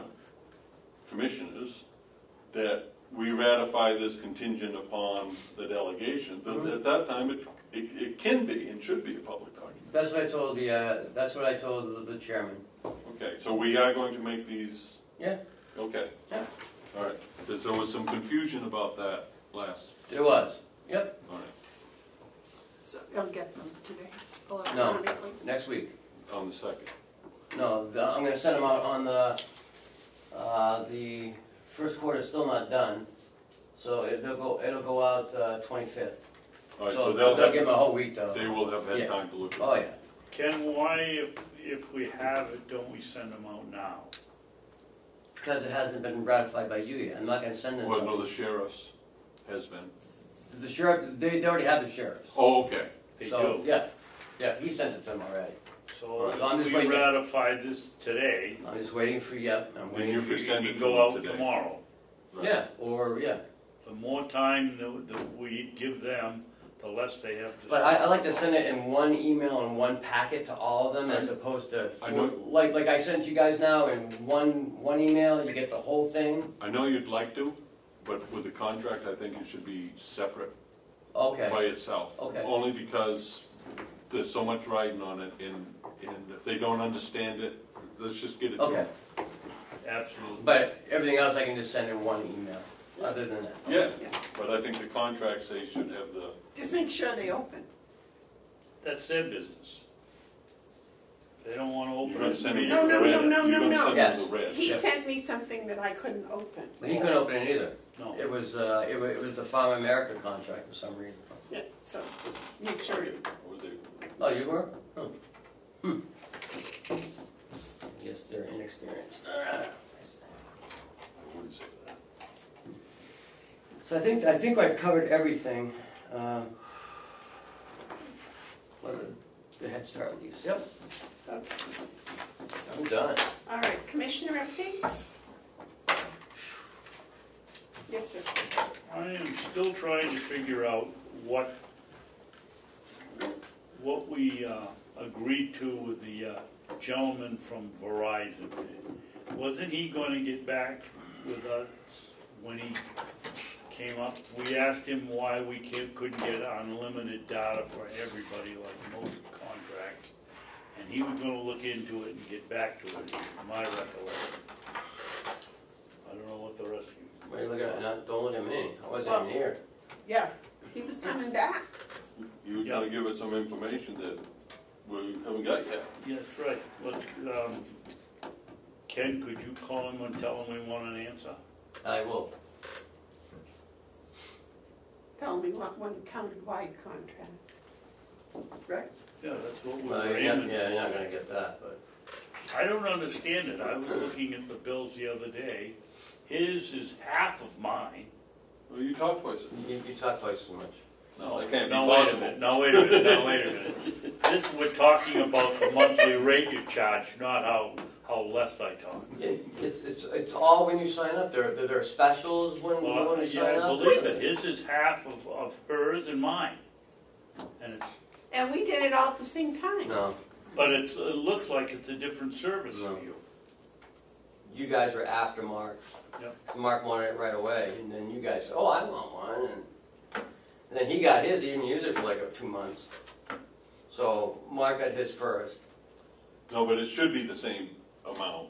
Whatever the amounts are, they should be the same amount. Should be the same. I mean, mine is different than like Jason's and everybody else's. Well, they all should be, I mean, a phone is a phone, and who's here, doesn't matter who's it up against.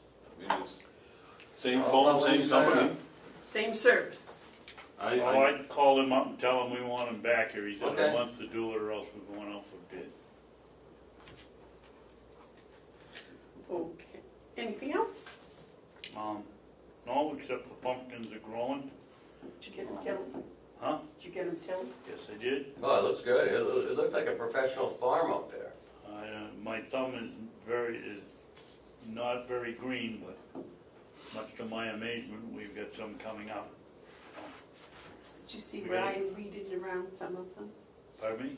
I went out and hand weeded around some of them. Yes, I've been out the last 2 days for doing it also, and we're, in fact, that's why I got my shorts on. I was here at 6 o'clock this morning doing it. We knocked down the fields on the right, going down the dirt road, the big field yesterday. Normally we get 1,000 bales out of there. We're hoping to get a little more than 1,000 this year on the first cut. We got about 1,000 bundles of wood delivered to White Lake. That's just a quick update for you. And the blueberries there's a lot of blueberries out there. Blueberries are blue.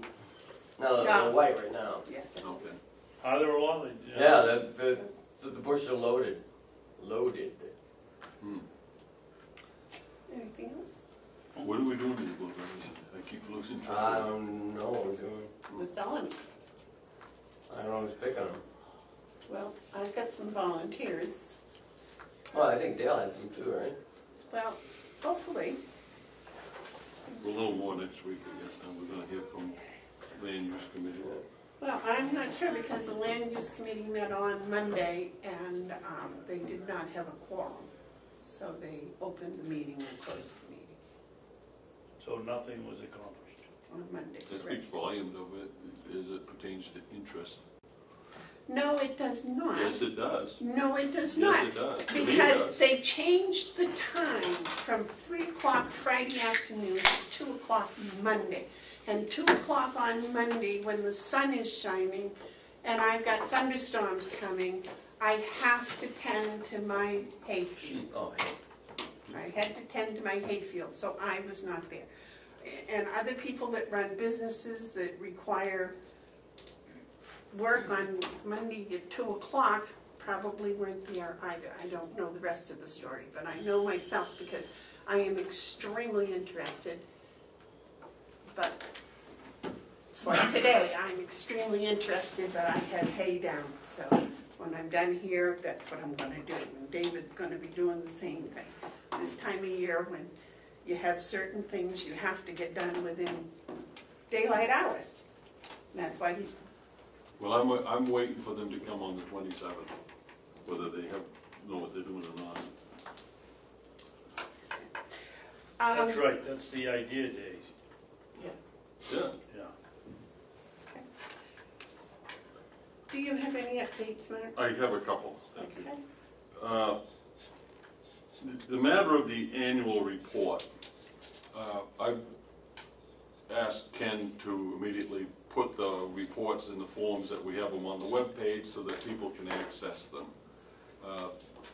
By law, the report's supposed to be made available to the public in May, and due to staffing, we haven't been able to do that. We still haven't been able to find the time to put together the books, the book form, so that we can send it to publication. I don't think it serves the public well if we don't give them access to the report in some fashion. So it's going to be on the website. And the other thing I wanted to bring to you, and it's totally up to you, I think we should do it, but I will yield to you two.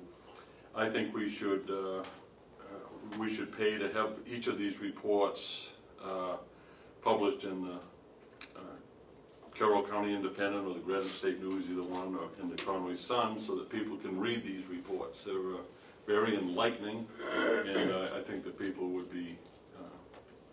would benefit greatly by being able to read the reports of the various departments.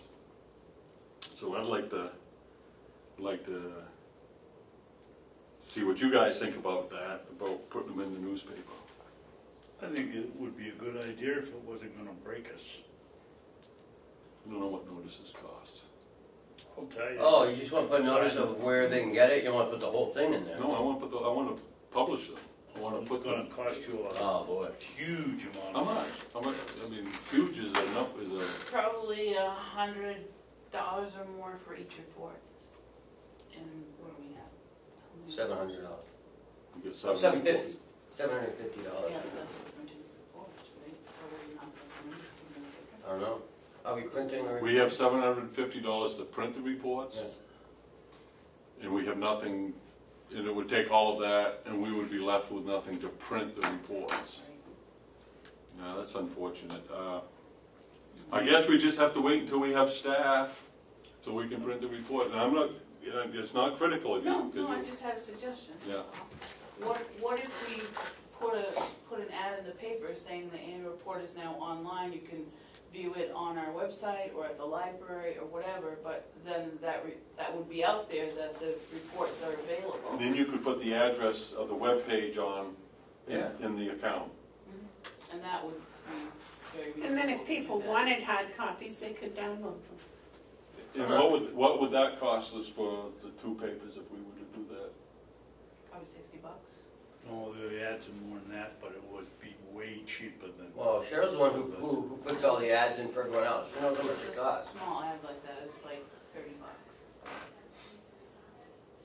So you'd put it in 3 papers, the Sun. No, just the Sun and one here. Whichever one you think Yeah. is going to get the readership. Shouldn't you put it in the Carroll County and the Granite State?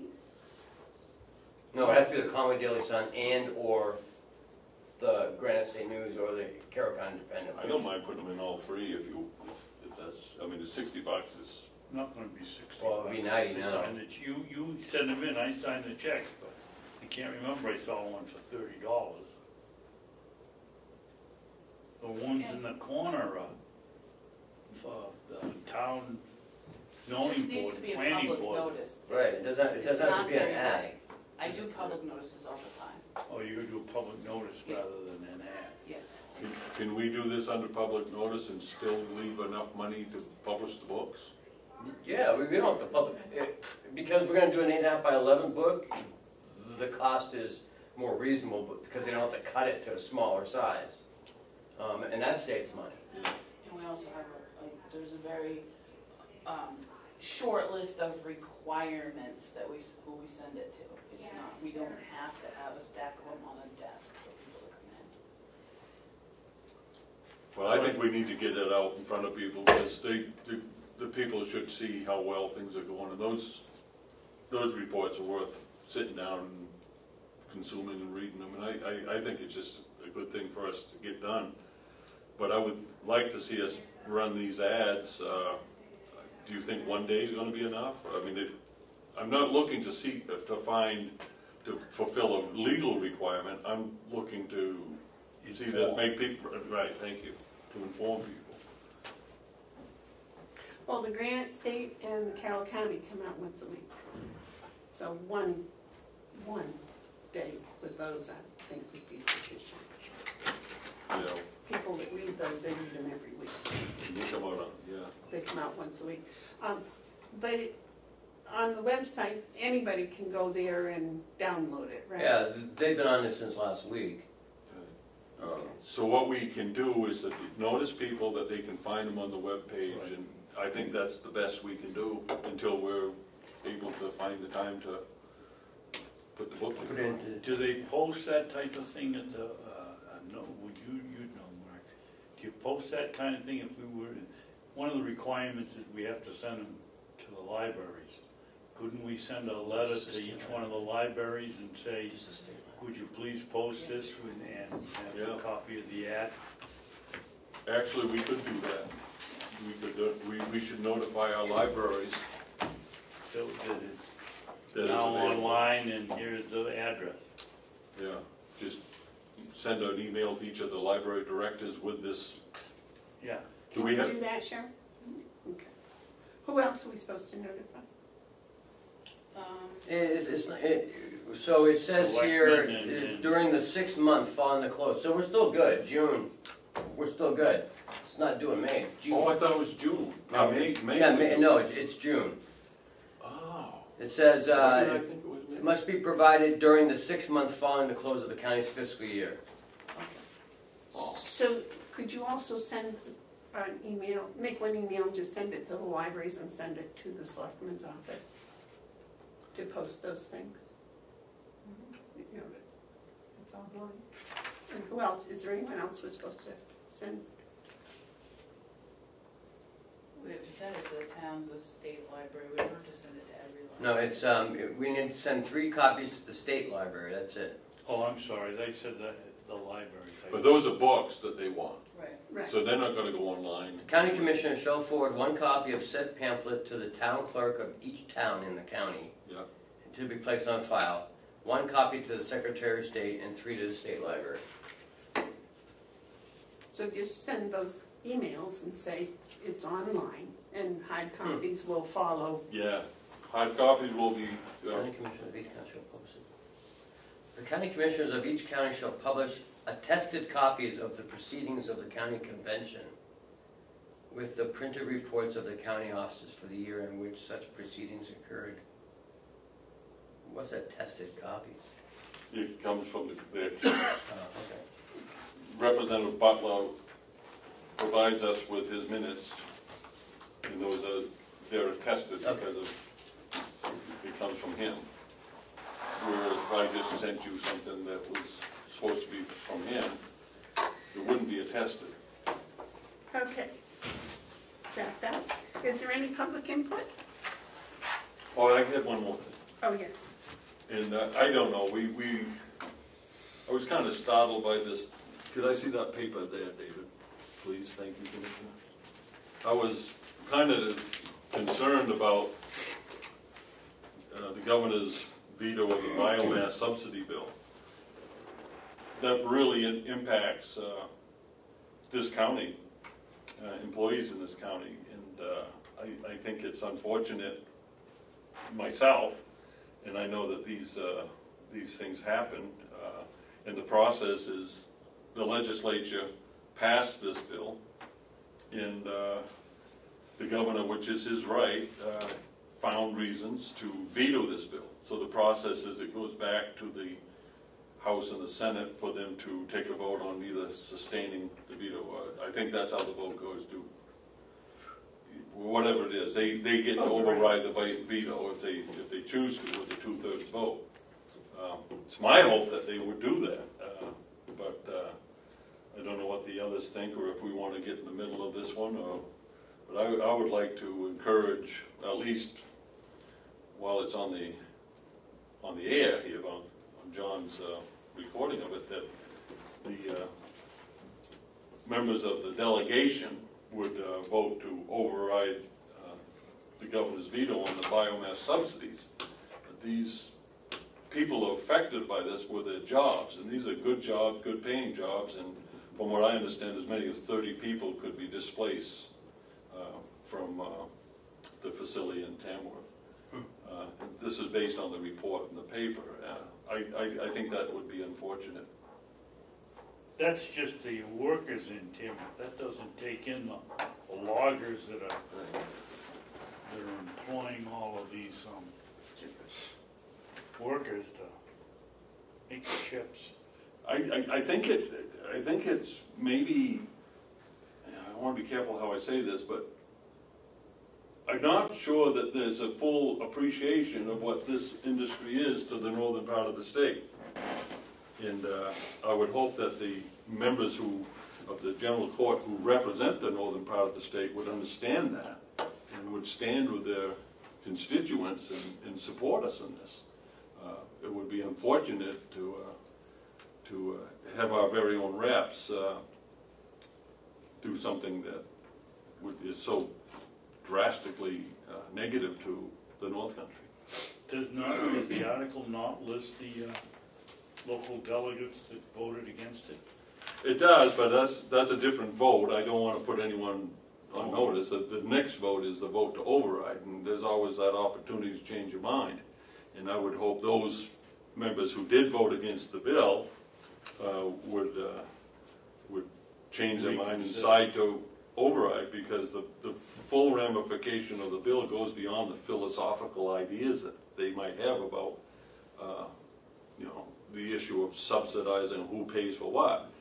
These are real jobs, real dollars, real people affected, and and the whole energy issue has to be worked on. It's not just, okay, we're not going to do this. until there's a comprehensive plan to address energy needs in New Hampshire, it's not right to just rip the guts out of an industry like this. I think we need to stand together in one voice for our county. Are you done? Yeah, I'm done. Okay, I'd like to add to that, because the farming community gets wood ash as a result of the biomass, and it's an inexpensive form of liming for the fields that is going to become more expensive if they do away with the biomass subsidy. And that's, as everyone knows, lime is a basic need, whether you're growing hay or vegetables or whatever, and farmers in the area, local farmers in the area benefit greatly from having the ash produced here. So, thank you. Can I ask? David? Yeah, I was just going to say that, you know, we think of the people that are going to lose their jobs at Tamworth, but then you have to think about the trickle-down theory of the trucks that are bought, the repairmen that have to fix the trucks, the equipment. I mean, it goes out for miles from just a 1 ton of chips. We can't let this happen, and I think Mark made the suggestion that we write a letter to the, who would we write it to, Mark?